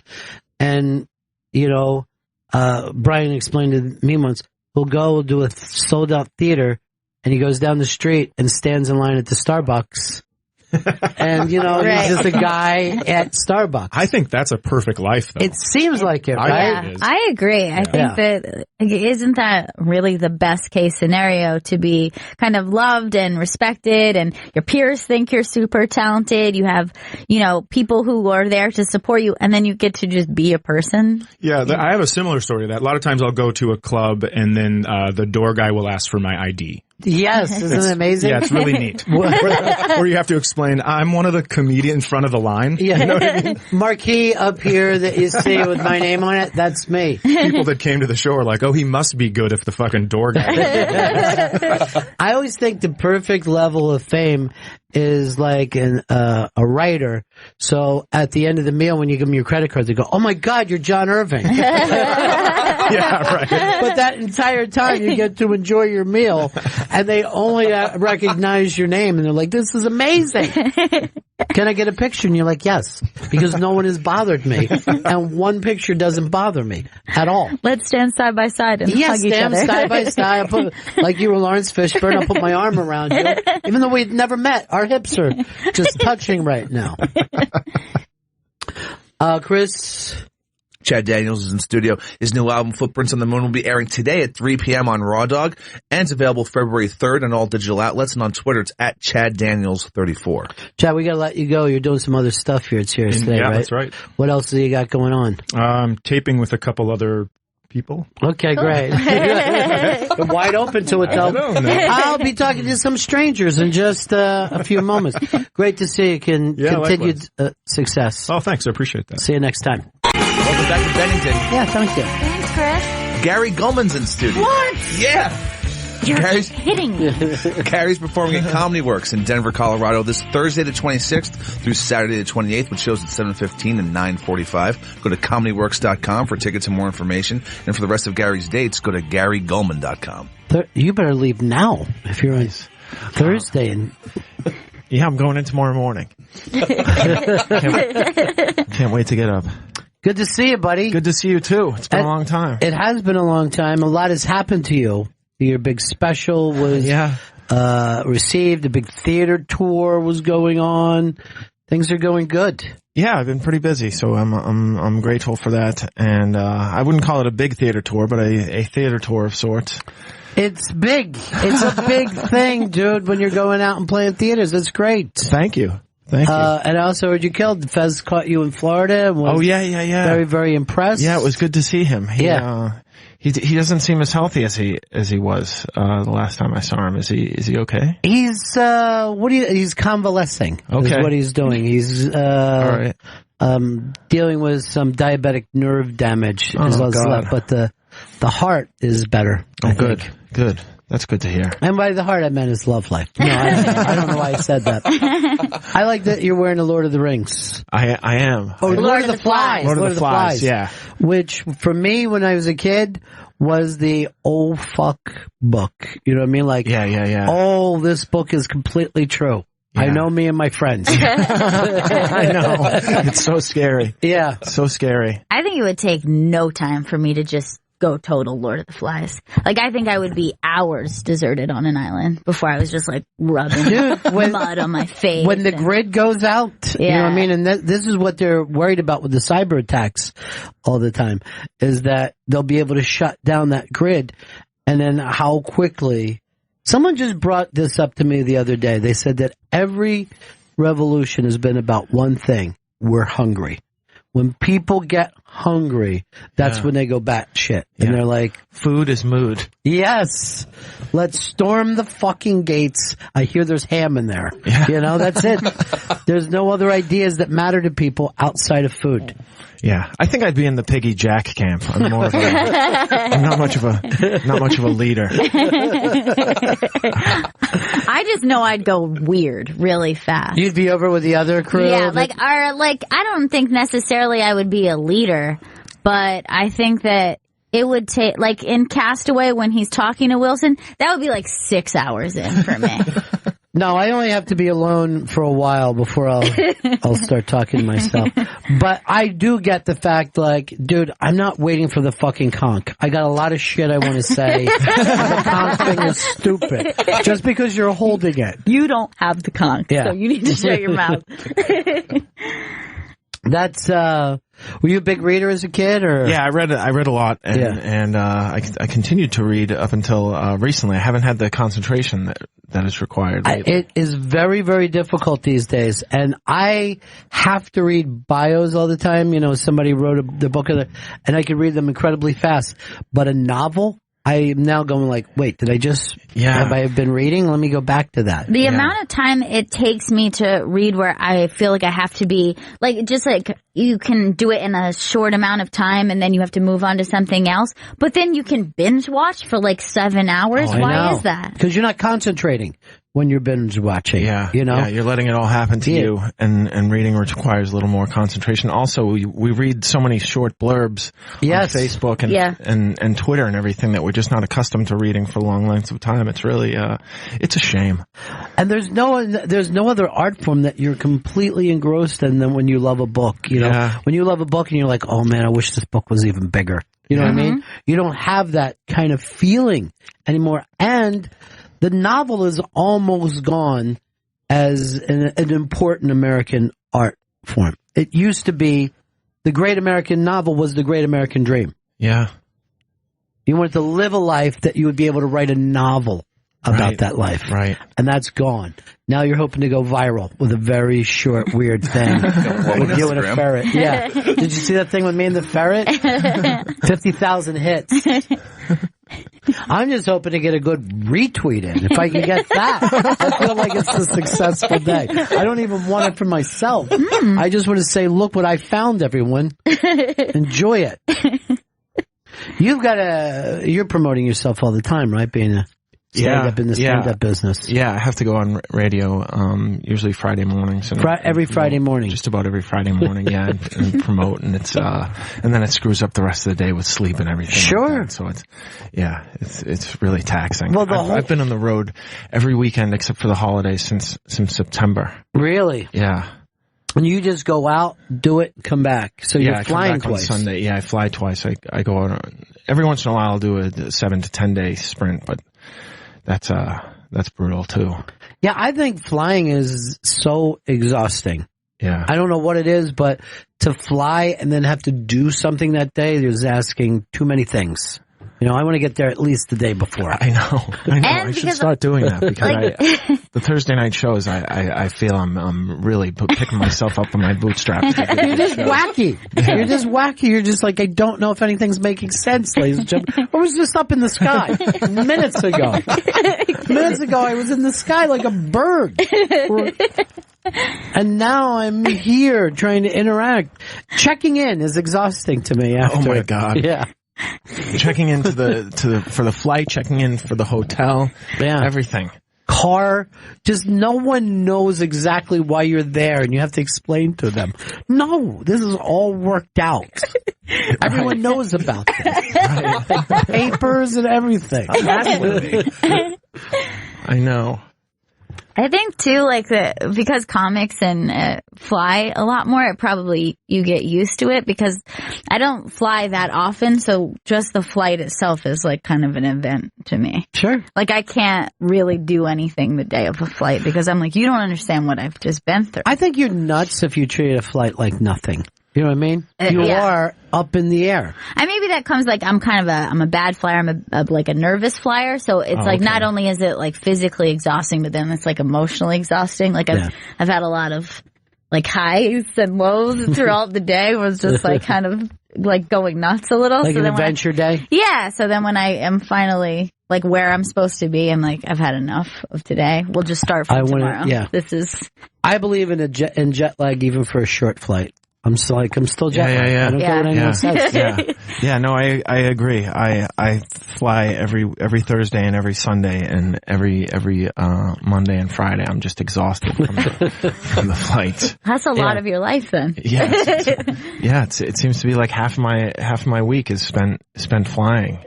and getting to these gigs. I guess that's what they're paying for me essentially, is to fly to them. Yeah, to fly. Yeah. Just to fly and stay overnight. You know, when you get to that, well, I'm going to say when you get to that, who gets to it? But like Seinfeld or Jay Leno just fly in their own plane, do the gig, fly back that night. And, you know, it's a whole different life. Yeah, and there's no security to go through. I really. Have you ever flown private before? I have. Everything else feels like shit. For Louis, and everything else feels like steerage. Yeah. It's the worst. And it really does about pulling that car up, getting out of the car with your bag, getting on a plane, and it takes off once you're there, is a totally different experience. There's no security at all? There's none to be had because you're not going through an airport. So there's no TSA if you're No. Jesus Christ. No. I mean, if you travel, you got to jump off with your passport, right? Okay. But you, like, I have, because this guy I know had a private plane and we worked for him, and I would see the car that dropped us off pulling away as we were leaving, right? That's how quickly. They would just shut the door and we would take off and you'd be like, this is the only way to live. How do I get $500 million so I can live like this? That's why it's bad to experience anything good. No, you're right. You're right. You're absolutely right. Because then forever you're just going to be like... It ruins average forever. Never sleep with a beautiful woman is probably the best advice to give any young man. Don't do it. Enjoy all the women, but not the beautiful women. So you'll be able to... like this, never go to a great sushi place. That's it. You are ruined from that point on. Right. I can't eat fucking... supermarket sushi anymore. I could never do it. I couldn't even go to most of the places that people think are good because I've been with a couple of great... and I'm like, this is the most amazing thing that could ever happen to a person.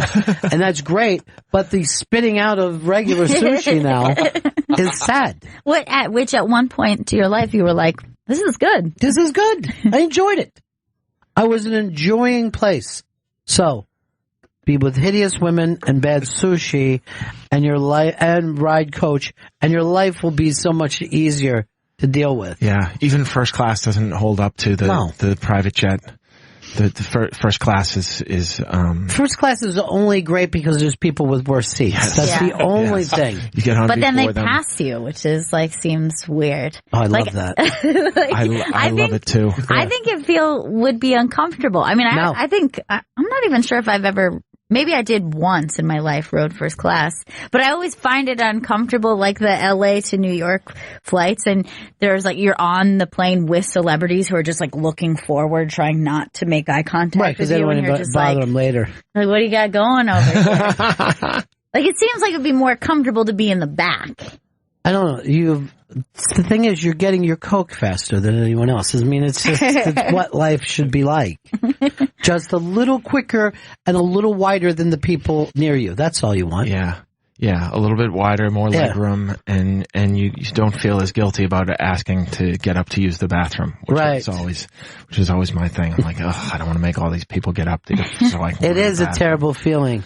That's why I never want to be on the inside, like at a Broadway show. Yeah. Don't put me, because then I have to go through the thing of feeling awful for getting up. Going all the way down the line. I'm so sorry. Yes. So sorry I got up. I know I should stay sitting, but I have to get up. Oh, they treat you like you're the biggest bastard for getting up during a flight or during a Broadway show. Yeah. I hate people who get up when I'm on the end. Yeah. You're fucking getting up again? Couldn't hold it. And they won't stand up for you, or even, like, they might just, like, move a little. That's like, they'll lose one knee. Oh, yeah. They bend backwards a little bit. Oh, my gosh. So that's not moving your legs. Why are you bending like that? Yeah. Well, you're a tall guy. You're already stuffed into everything. Yeah, I'm already stuffed in there, and I always get the window seat, so I'm always having to beg the people who are working on like 9 different things, and they're plugged in everywhere, and there's wires everywhere, and then I have to ask them to unplug so I can use the restroom, and I'm always self-conscious about that. Yeah, self-conscious. Don't you just wish you could be a buffoon who just pushed their way through life? Oh my God, they have it so easy. Yeah, you're missing the best part of being Jewish about pushing. The pushiness. Yes. Pushing. I know. I'm not pushy at all. Yeah. I'm like this. Yeah. I'm this weird experiment of because I'm a big guy too. Usually big guys are assertive, but I'm not one of those types who's pushing everybody around and commandeering or everything. Well, you suffer from empathy. And that's a terrible thing when you know how other people feel. You know? Serial killers have got it made. You know what I mean? Like, they're fine no matter what. People could be on fire and it doesn't stop them from eating their lunch. Yeah, serial killers cut lines all the time. Oh, yeah. Yeah, they have no problem with that. Now, I was on a bus to DC for the march last week. And what is amazing to me is people who have like they care about their comfortability enough to like make it known. Yeah. Like, you know, like you'd be in an uncomfortable situation. You're like, oh my gosh, it's too cold in here. Right. And that's where it ends. You are uncomfortable. Yeah. But like there was one woman who would just be like, I think that we should not have the rest stop because we're running a little bit late. So I've proposed this. And then she would like say, I think it's too cold in here. Let's turn down the AC. And I'm like, I'm not saying I disagree with you, but you've not polled the crowd. Right. Like, that's such a specific type of person who will ask, like, to change the music in a restaurant or, like, the volume of something. I never get and it. the temperature. It just doesn't occur to me. I'm like, oh, this is an uncomfortable situation. And did it work? Was she able to lead the people? Really? That's the way it works if you're a squeaky wheel. Yeah. You know what I mean? Like, you just say what you want, and a lot of times no one else is saying anything, and then that thing just becomes the thing. And they skipped the bathroom break? Yeah, they did. Wow. And everyone had to pee. Somebody had to pee, but didn't bring it up. Yeah. Well, everyone was just peeing on the bus. Oh, that's terrible. Yeah. You don't want to pee on the bus. I did it 3 times. Wow. All because you were afraid to stand up for yourself. I know. That woman's going to haunt you for the rest of your life. To stand up to this yenta. This is absolute Your words, yenta. not mine. That whole thing about that, too, is why it's always awful to stay at someone's home. You know what I mean? Like, I would just be like, I'll get a hotel down the street from you. Yeah. I don't want to stay at your home. Yeah. I feel the responsibility of that.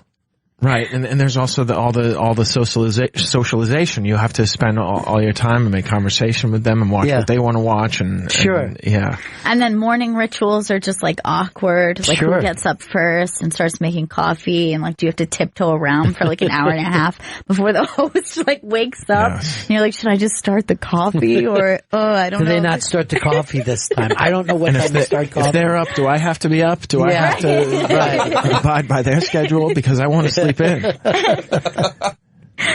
I don't want to live. I don't want to join their family. I just didn't want to run a hotel room. I thought I'd save a few bucks. When I was a kid, I was at a sleepover, and the anxiety this gave me that a friend had to tell me, hey, just so you know, in my family, we don't flush the toilet after dark because it's once everyone goes to bed, like the flush is really loud.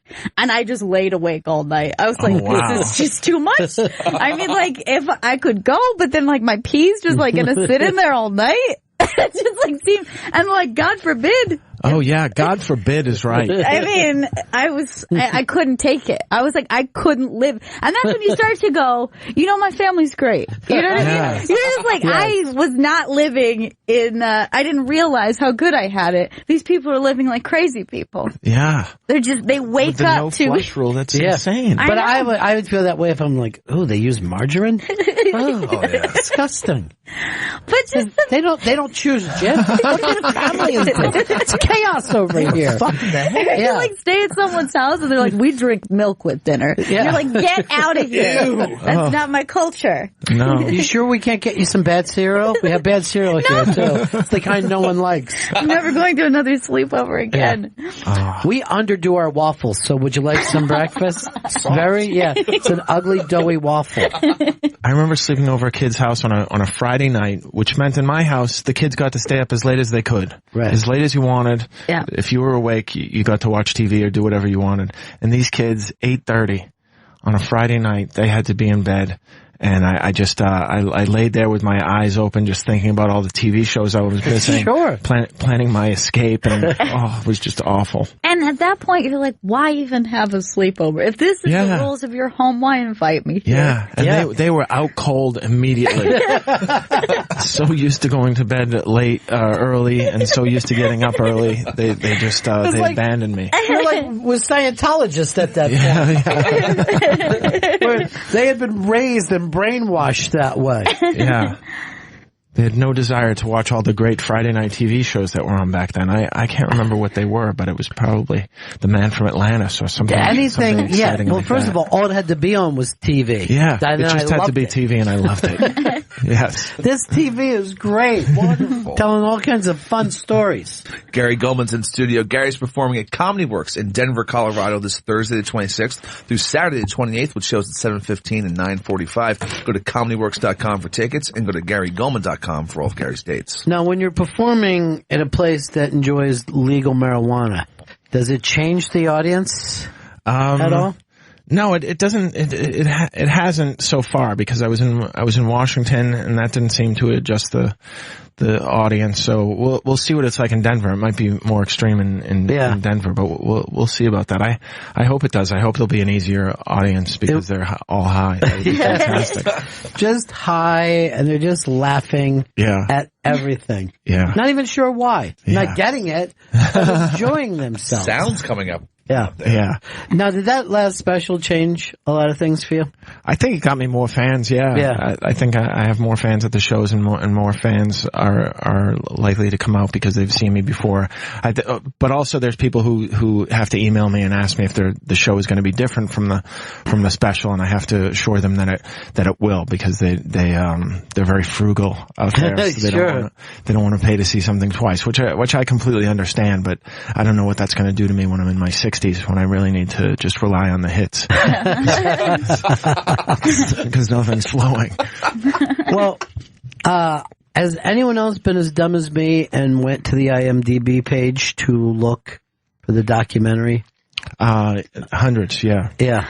Yeah, everybody looks for the documentary. I looked for the documentary. I'm like, I can't wait to see the documentary. I was so excited. So I can compare it and see how much of it's true to the act. Right. None of it. No, I made it up years ago. Even at a point, I was like this. I wish I saw the documentary first. I'm loving this. This is great, but I'd really get all the references. Yeah, because you talk about, not wanting to see things over. I've gone back to that set so many times to watch that piece. Oh, thank you. And I just enjoy it. Thank you. Like it was a TV show. It's so goddamn funny. Thank you. And it's so precise all over. It's unbelievable writing, dude. Yeah. Oh, thanks, man. I appreciate that. Yeah. It took a while, but it was worth it. Yeah. How do you know when it's done, though? Like, I mean, just the idea alone would have gotten you a laugh. You could have, how do you keep saying, okay, even though this is funny, I'm going to keep making it more and more and more? Yeah, I don't know. I think part of it is being in between specials and having something to work on in between the specials. So I want to add to it and make it longer, and it becomes a challenge, and I try to extend it as far as I can. But then once it has an ending, it's just there's some fill in, but mostly, I mean, that's the hardest part is finding an ending to these long jokes. So that they make there has to be a payoff. It just can't be hey, you enjoyed 30 laughs. That's it. There has to be an explosive laugh. Right. It doesn't necessarily have to be explosive, but it has to be a natural and organic out to the joke. Yeah. Because I always think that's amazing that a topic could be a one-liner, or that same one-liner could be a start of the next 8 minutes. Right. And there's very other kind of art forms that have that type of, is this a single entity, or is it just the thread that I pulled? Yeah, and there are different comedians who do different things with one-liners, and a lot of these long jokes start off as one-liners or two-liners, and then I try to build on them because I need the time to go up in front of these crowds. Do you build on stage, or do you sit Mostly on stage. Yeah. Yeah. And then go back and then I listen to it on my phone and try to write down what was new and then try to add new stuff to what was old. And yeah, it's arduous though. And I haven't, this past time with the special, I haven't had as hard a time coming up with new stuff as I have this time around. It's really been difficult. Yeah. Well, you're following something, following something that was better than the other thing that I've done. Yeah. So that's always the thing. Like, okay, the next album after Sgt. Pepper's, what do we do? What do we want to say? That's who you're always competing against. You know what I mean? Is yourself. Yeah. And you think of, like, even if I went like Chris Rock, to me, my favorite special is in '96. That's not an insult to him, right. But that's a long time now. Yeah, that that's I'm true. saying, hey, you haven't done anything as good as '96. That special was amazing. It was unbelievable. Yeah. But it was the shocking aspect. It's very hard to shock people twice, you know? But if you think, all right, Bruce Springsteen, where did he peak? You might say 76. It doesn't mean that he hasn't done a lot of great stuff. But Born to Run is still the album. You're right. After all these years.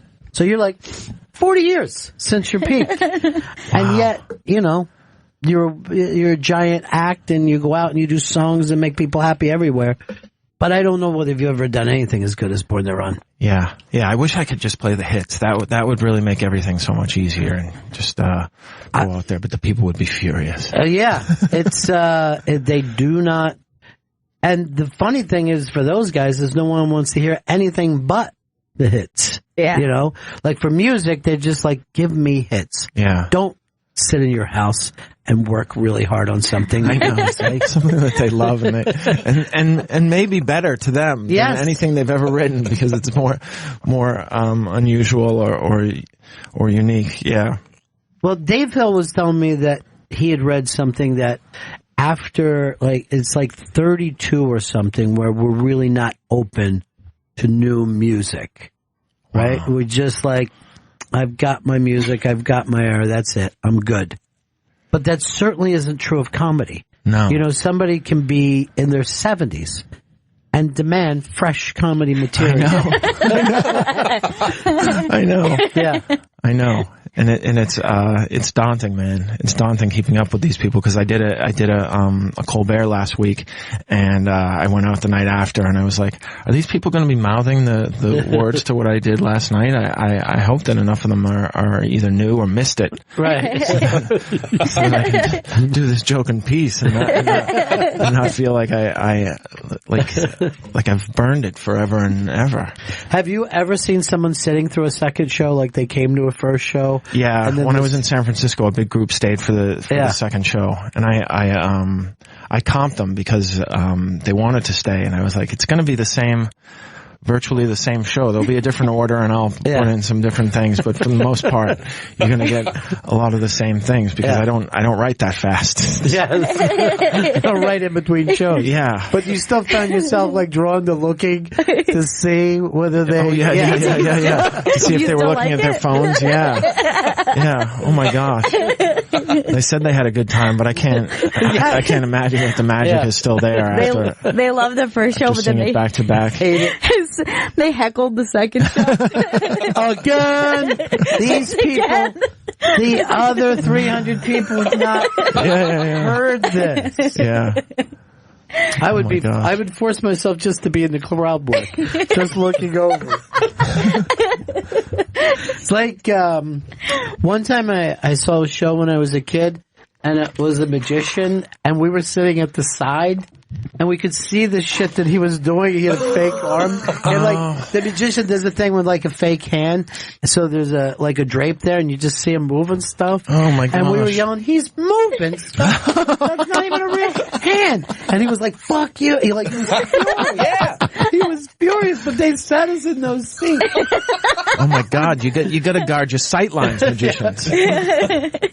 We were just explaining to the people in the room, none of this is as it seems. He has a plastic hand. Any of us could buy it. There was a comic that I knew that a lot of comics were magicians as kids, if you ever noticed that. Yeah, I had a magic set.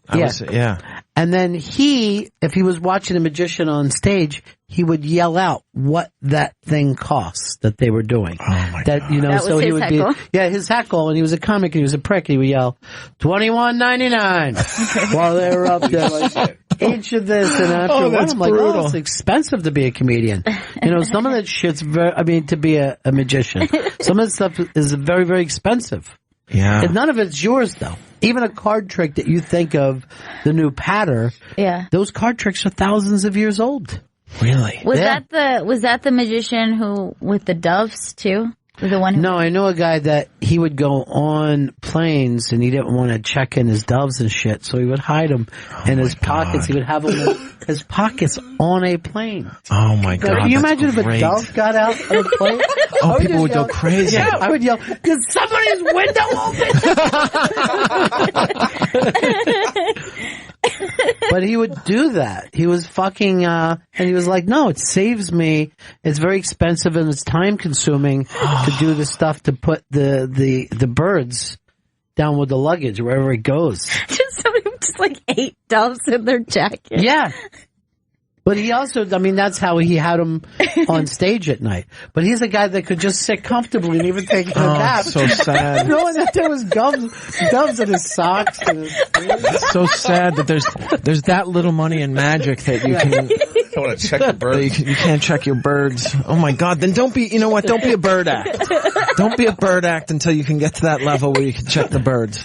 Dude, oh my God. They think of birds probably the same way that you think of paper tissues. It's just something to use and get new ones. Because you ever see the thing where the bird is in the cage and then the cage and the bird's going? That bird is in like a 1-inch thing down there because a bird is like mostly feathers, right? Yeah. But how long is it staying in there? And then and their bones are also like kind of flexible, pliable. Oh my God. Yeah. Oh, the cruelty that's involved in magic. I can't handle it. Yeah, it's always been an ugly art form. But you guys were talking last night on the Best Show about that dog movie that's got everybody freaked out. Yeah, it's A Dog's Purpose. Oh gosh, I saw the preview to that. It made me want to cry. Yeah. Which when I saw the trailer, the realization that you're gonna watch a movie. Because it's about reincarnation of dogs. Which means you're going to sit through like 12 dog deaths. Oh. Which is insane. Why every dog is the same. So every dog he's that you own. Consciousness. No. It's not every dog you own. It's not the same dog. So this dog, from what I gather from the trailer, this dog is with a little boy. He loves little boy. He dies of old age. Oh. He's reincarnated as a different dog somewhere else. But he still was like, I got to get back to my boy. So it's like throughout the lifetime. It's heartbreaking. And then he keeps dying and he's a police dog or like a fire dog and something like that. And then he's some other lady's dog and he just wants to get back. And then one day he's reincarnated and the guy is like a middle-aged man and he's like, he recognizes him. He recognizes his soul and the guy doesn't understand. Why do I just love this dog? I've had a lot of dogs in my life, but it's his childhood dog. I cannot watch this movie. I refuse to watch this movie. I can't watch that. I'm in tears right now. I know. I can't handle that. When Gail and her little brother came and they said they want a dog, I'm like, I've been through this before. Yeah. They don't live as long as us. Right. And I'm still busted up from my dog dying from when I was little. And of course they wanted the dog. We got him. Years went by, 15? Yeah, I think he was about 12, 13, yeah. When that dog died, all I could remember that day was that conversation with those little kids going, I just wanted to scream out, what did I tell you? Oh, now that your hearts are broken. I knew it. I whisper to my dog all the time, you're never going to die, right? Yeah. You're going to live forever. And when my boyfriend and I adopted our dog, it was it's a weird thing. You just attach immediately. You just love each other. You're just like family with your dog. And it was a couple weeks in and she was sitting on the couch and he just looks at her and he's like, oh, Birdie, I hope I die before you. I know. That's so fucked up to me. I know. You're going to die in a couple years, and then my dog's going to die. I know, it's easier. Why would you say that? Better that way. Men want to and demand to die first before their women, before their children. Yeah. Just let me die first.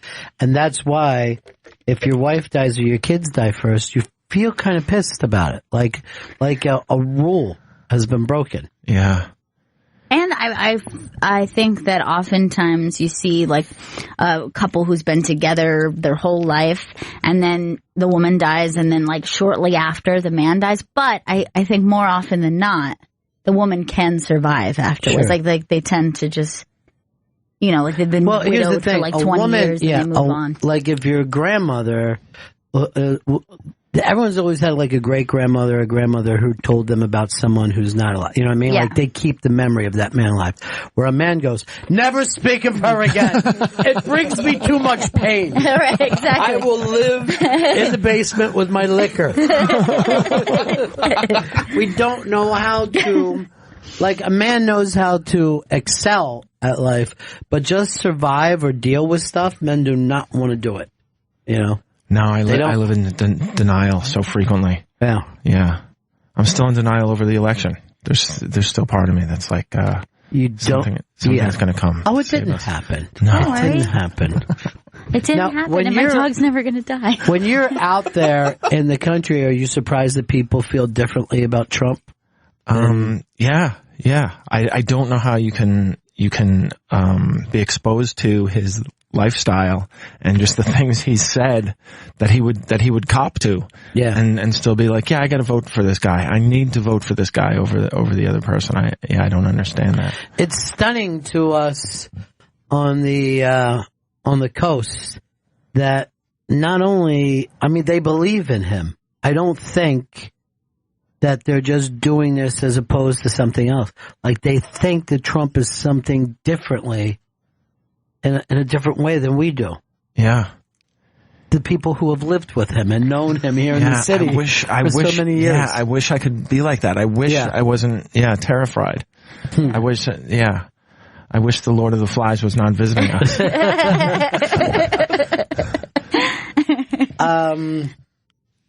Well, he came out today and said, we're paying for the wall.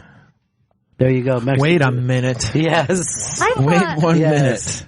I thought Mexico was going to pay for the wall. We're going to get the money later from them, but now we have to pay. His supporters must be furious. No, they're really? fine. No, he won. Okay. Yeah. He won. He won, and that's the important thing. And, look at the faces of the libtards. The elites with their Yale education. I don't know what they're mad about. Gary Goldman's in studio. He's performing at Comedy Works in Denver, Colorado tomorrow through Saturday. 2 shows, 7:15 and 9:45. Go to comedyworks.com for tickets and more information. And for all of Gary's dates, go to GaryGoldman.com and on Twitter @GaryGoldman. Ryan, what's up, buddy? Hey, I was going to comment. I've been to Comedy Cellar a couple of times with Steve Goldman. Yes. And I was surprised that his set is always different. He always incorporates new stuff, and he must have a ton of material to be able to do that. Well, you do 15-minute sets there, right? Yeah, I do 15 minutes there, so it's hard to repeat. Do you try to keep your here's a 15-minute block, and then I'll start working on the next 15? You must have gone months in between seeing me, because if you go to see me night to night over over a couple months, you're going to see a lot of the same stuff, and I toy with it and adjust it and everything like that, but I don't have a new set every night like a Tell or Big J. New things every night. It's amazing. Amazing. I really admire those guys. I'm so jealous. And then I'm sure they admire somebody who sits down and writes the way that you do, though, which is completely detailed. Where, let's face it, Big J's jokes are never going to be detailed, Maybe not. I don't know. I don't know, but I'm in awe. I'm in awe of him. In awe of him. Yeah, he's great. Yeah. Louis in Georgia. Hey, Gary. Hey, Louis, how are you? How about it, man? Hey, man, I don't know you too well, but, man, that's so bad hurt for me, man. This fucking off, man. Just got me tripping out, man. Your delivery is awesome. I just, I'm down here in South Georgia, man. You ever gonna come down here anytime? Yes, he's coming to see you. I'm coming to Atlanta, I think, in March. Okay. I'm not too far. I'm gonna have to check you out, man. I really dig you, though. Thanks, man. All right, Boomhauer, thanks for the call. That's really nice. You're the best, buddy. See, you got fans. They're loving you. It's nice. They're loving you. It's nice. Some new fans. I'm going crazy just talking to you. I'm loving it. That guy is great, so man. cute. Seriously, that dude's great. I hope you come and make sure you introduce yourself. The guy when you see him in Atlanta. Yes. Is there a part of the country that you find harder to work than another part of the country? I think the further you get away from either a major city or a big college, the harder it is to do stand-up comedy. Yeah. I really think so. I think that, the fans who come out who are from, the sticks are used to something a little more broad. Right. And a little more, hacky.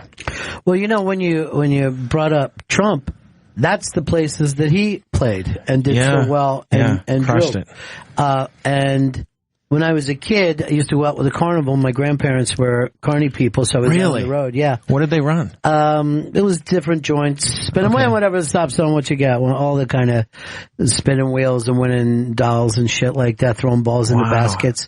But the carnival, which would be enormous amounts of people coming out, never once went to a big city.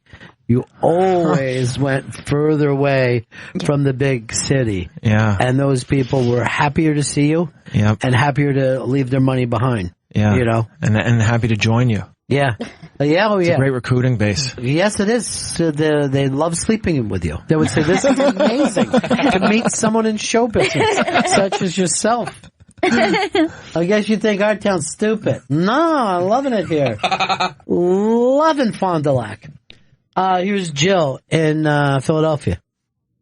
Hi, Gary, I'm actually just calling. I've never called into a show before, but I heard you and I had to call in and thank you from the bottom of my heart because last September I had to commute every day to Johns Hopkins to visit my son who was in the hospital. And it was horrible. And I listened to you in the car every day and you made me laugh and you got me through it. And I wanted to say thank you. And, thank you for, my daughter is 12 and she can listen to a lot of your comedy with me, which is, unusual these days. So, I just wanted to say thank you. Oh, that's really nice, Jill. It's my pleasure. Thank you. That was really nice of you to say. Thanks for calling. Take care. You too. Bye.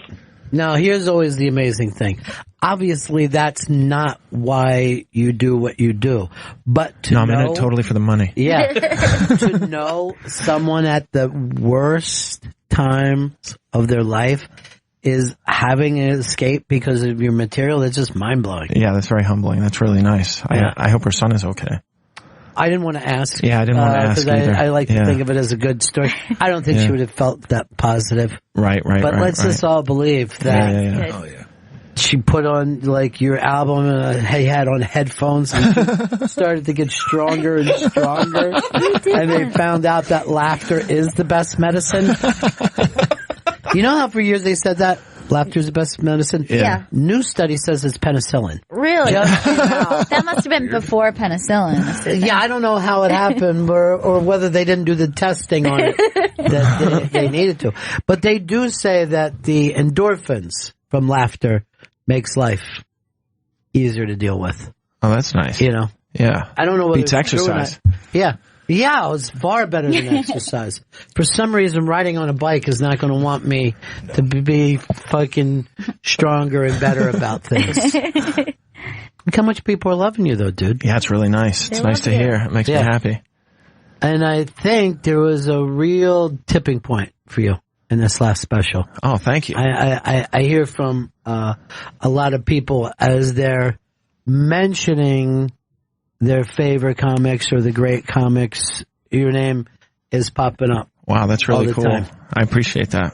Chris, I'm not hearing anything about you, no kind of feedback whatsoever. Nothing. Some people said that they are taking their radios out of their cars. Can we dump out of that? That's bad for me here, being on the radio. Someone else said that they listen to you when they want to feel sicker and worse about themselves. You're welcome then, I guess? Somebody is trying to poison their husband. Am I an accessory then? No, in this case, you're just the weapon. You're not. No motive whatsoever. Here's Patrick in Colorado. Hey, boys. Hey. Hi, Patrick.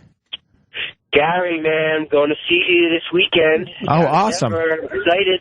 I'm excited too. Come up and say hi after the show. I usually do a meet and greet. Unless the audience hates me, I do a meet and greet. Are you going to sell hats there? No, I'm not going to sell anything. I think a Goldman hat would be the way to go. No, I don't. I feel uncomfortable with merch. What about water bottle? Over the years, I've sold things, and it just it gets really uncomfortable, and I don't like standing by them or taking money. Or I try to have it so that somebody at the club takes the money, and I get it at the end of the night. But it just and the sales were never that great. The sales were never so great that I was like, I got to do this every week because it's a major contribution to my bottom line. Well, Voss now has an infomercial that he does on stage. It's entertaining, and you learn about the products that are available. Gary, Daryl in Connecticut. Hi, guys. Gary, I just wanted to let you know you're actually coming. We're seeing you at the Ridgefield Playhouse. Yeah, I'm looking forward to that. Yeah. No, we're really looking forward to it. And so sometimes, I don't know, it's Connecticut. People can be a little uptight, but we're really excited. We just want you to know that we're big fans and we're rooting for you. So yeah, we hope it's a great show. The saddest part of this call is that you say "we" because she sounds amazing. Yeah. You don't sound weird at all. My husband actually, we're big fans. We cannot go to Trader Joe's without thinking of you. Oh, thank you. Yeah, that's a long story of misery at Trader Joe's, but a place that I love, but a place that I had to run in. Trader Joe's is a miserable place, but you make it so much better for all of us. That and the bell constantly ringing. Oh yeah. Thank you. All right, take care, darling. Bye-bye. Thanks. Bye. Look how much people love Gary. We really love you, Gary. Oh, that's really nice. Yeah. I never get those kind of calls, and I'm in here every day. Every fucking day. Well, you should. You knock it out of the park every day. I don't know how you do it. I was thinking the same thing. That's like what you said some of the callers should be saying. Yeah. You knock it out of the park every day. And you accompany them on their journeys to different places. And yet nothing. Yeah. Nothing. They're not calling to thank you. Yeah. I'm a novelty. That's why I came in as I don't come in that often, so that's why they. You know what? It's just the opposite. All right. You're like a shooting star right now. Okay. This place, you're like a shooting star over a dump. Like just a terrible dump filled with dirty garbage. Yes, dirty garbage. What else is going to be in a dump, Chris? Yes, scrap it's going to metal, maybe. I don't know. No, that's not. That's a scrap metal. Anyone who throws out scrap metal is insane. You can make money off of that. Good point. Yeah, good point. Yeah, it's just garbage. Yes. Dirty garbage. Dirty, stinky garbage. Gary Goldman's in studio. He'll be performing at Comedy Works in Denver, Colorado tomorrow through Saturday. Go to comedyworks.com for tickets and go to GaryGoldman.com for all his additional dates. And do not try to smoke weed with him. You do not smoke weed at all? No, I do occasionally. Oh, my God. Yeah. Oh, my God. Because I always worry about your chemical cocktail. Oh, yeah. Keeping it straight. Yeah. I haven't smoked it in a while, but I used to smoke it pretty frequently. Is that right? Yeah. But since I had a depressive episode, I haven't really smoked it. Yeah, you were in during one of your depressive Yeah. And we all didn't believe you. We're like, no, you're great. I come off so light. What are you kidding me? Your life is great. That's the thing about that type of thing where you actually try to, Mary Tyler Moore passed away. Oh, that's so sad. Love her. Love her. Oh, that's really sad. She's such a doll. Yeah. True beauty. Came into in the business only based on legs. Her first thing, they only showed her legs. The first TV show Really? she was like the sexy secretary. Wow. And then after that, she did Dick Van Dyke, which she was kind of a kid when she did that show back in the 60s. And then the Mary Tyler Moore Show, as big as and as good as a TV show as you can get. Yeah. You know what I mean? Like one of those shows that just, you could tie it, but you're not going to say, okay, this is better. Right, you know? right. Yeah. Mary Tyler Moore was a great show. My God. Yeah. Unbelievable writing. And just one of those shows ahead of their time. Then, do you ever see her in the movie Ordinary People, where she plays a cold person? Oh, my gosh. Which is really strange. Freaked me out. She's just like, she has such warmth and charm, and like you just look at her and love her, but to see her turn that off amazing in that. and just run cold, it was very weird. It was actually scary. That must have been hard for them to sell the people on her as being so cold because she's so warm. I know, but you believed it immediately. Yeah. And I remember it being in the theater, going like this. I thought you were nice, man. But you're mean. Just saying it to the screen. You're mean, Mary. Oh, my God. That's the worst white people mother. heckling. That's just white people heckling. You're mean, Mary Tyler Moore. Excuse me, would you let me up? I need to get down out of here. This is awkward for me. All right, that's it for us. Glad to have Gary in. And then thanks for having me in. Sad note. Lawrence Fishburne was in here earlier today. Yes. Oh, wow. He's amazing, too. Most we're here for. Come in when we have big stars. You want to do that next time? Yeah, that would be cool. You give us a list of the big stars that you want to make, and then whenever we have one on the show, we'll call you. All right. I want to work with Richard Lewis and Norm Macdonald. All right. Let's do it. Done. Richard Lewis neither one of those guys has been in the city for a while. Yeah. Do you know either one of them? No, I've never met either of them, but I stood beside Norm Macdonald once at a show, and that's as close as I got. I didn't have the. Did someone take a picture? Myself. No, nobody took a picture. I wish. All right. Yeah. That's it for us. All right. Thanks everybody who called in. Yeah, that was very sweet. We'll really see you again nice. in 1974. Ladies and gentlemen, the evening is over. We hope you all enjoyed yourselves, and we'll see you all again in 1974. Good evening!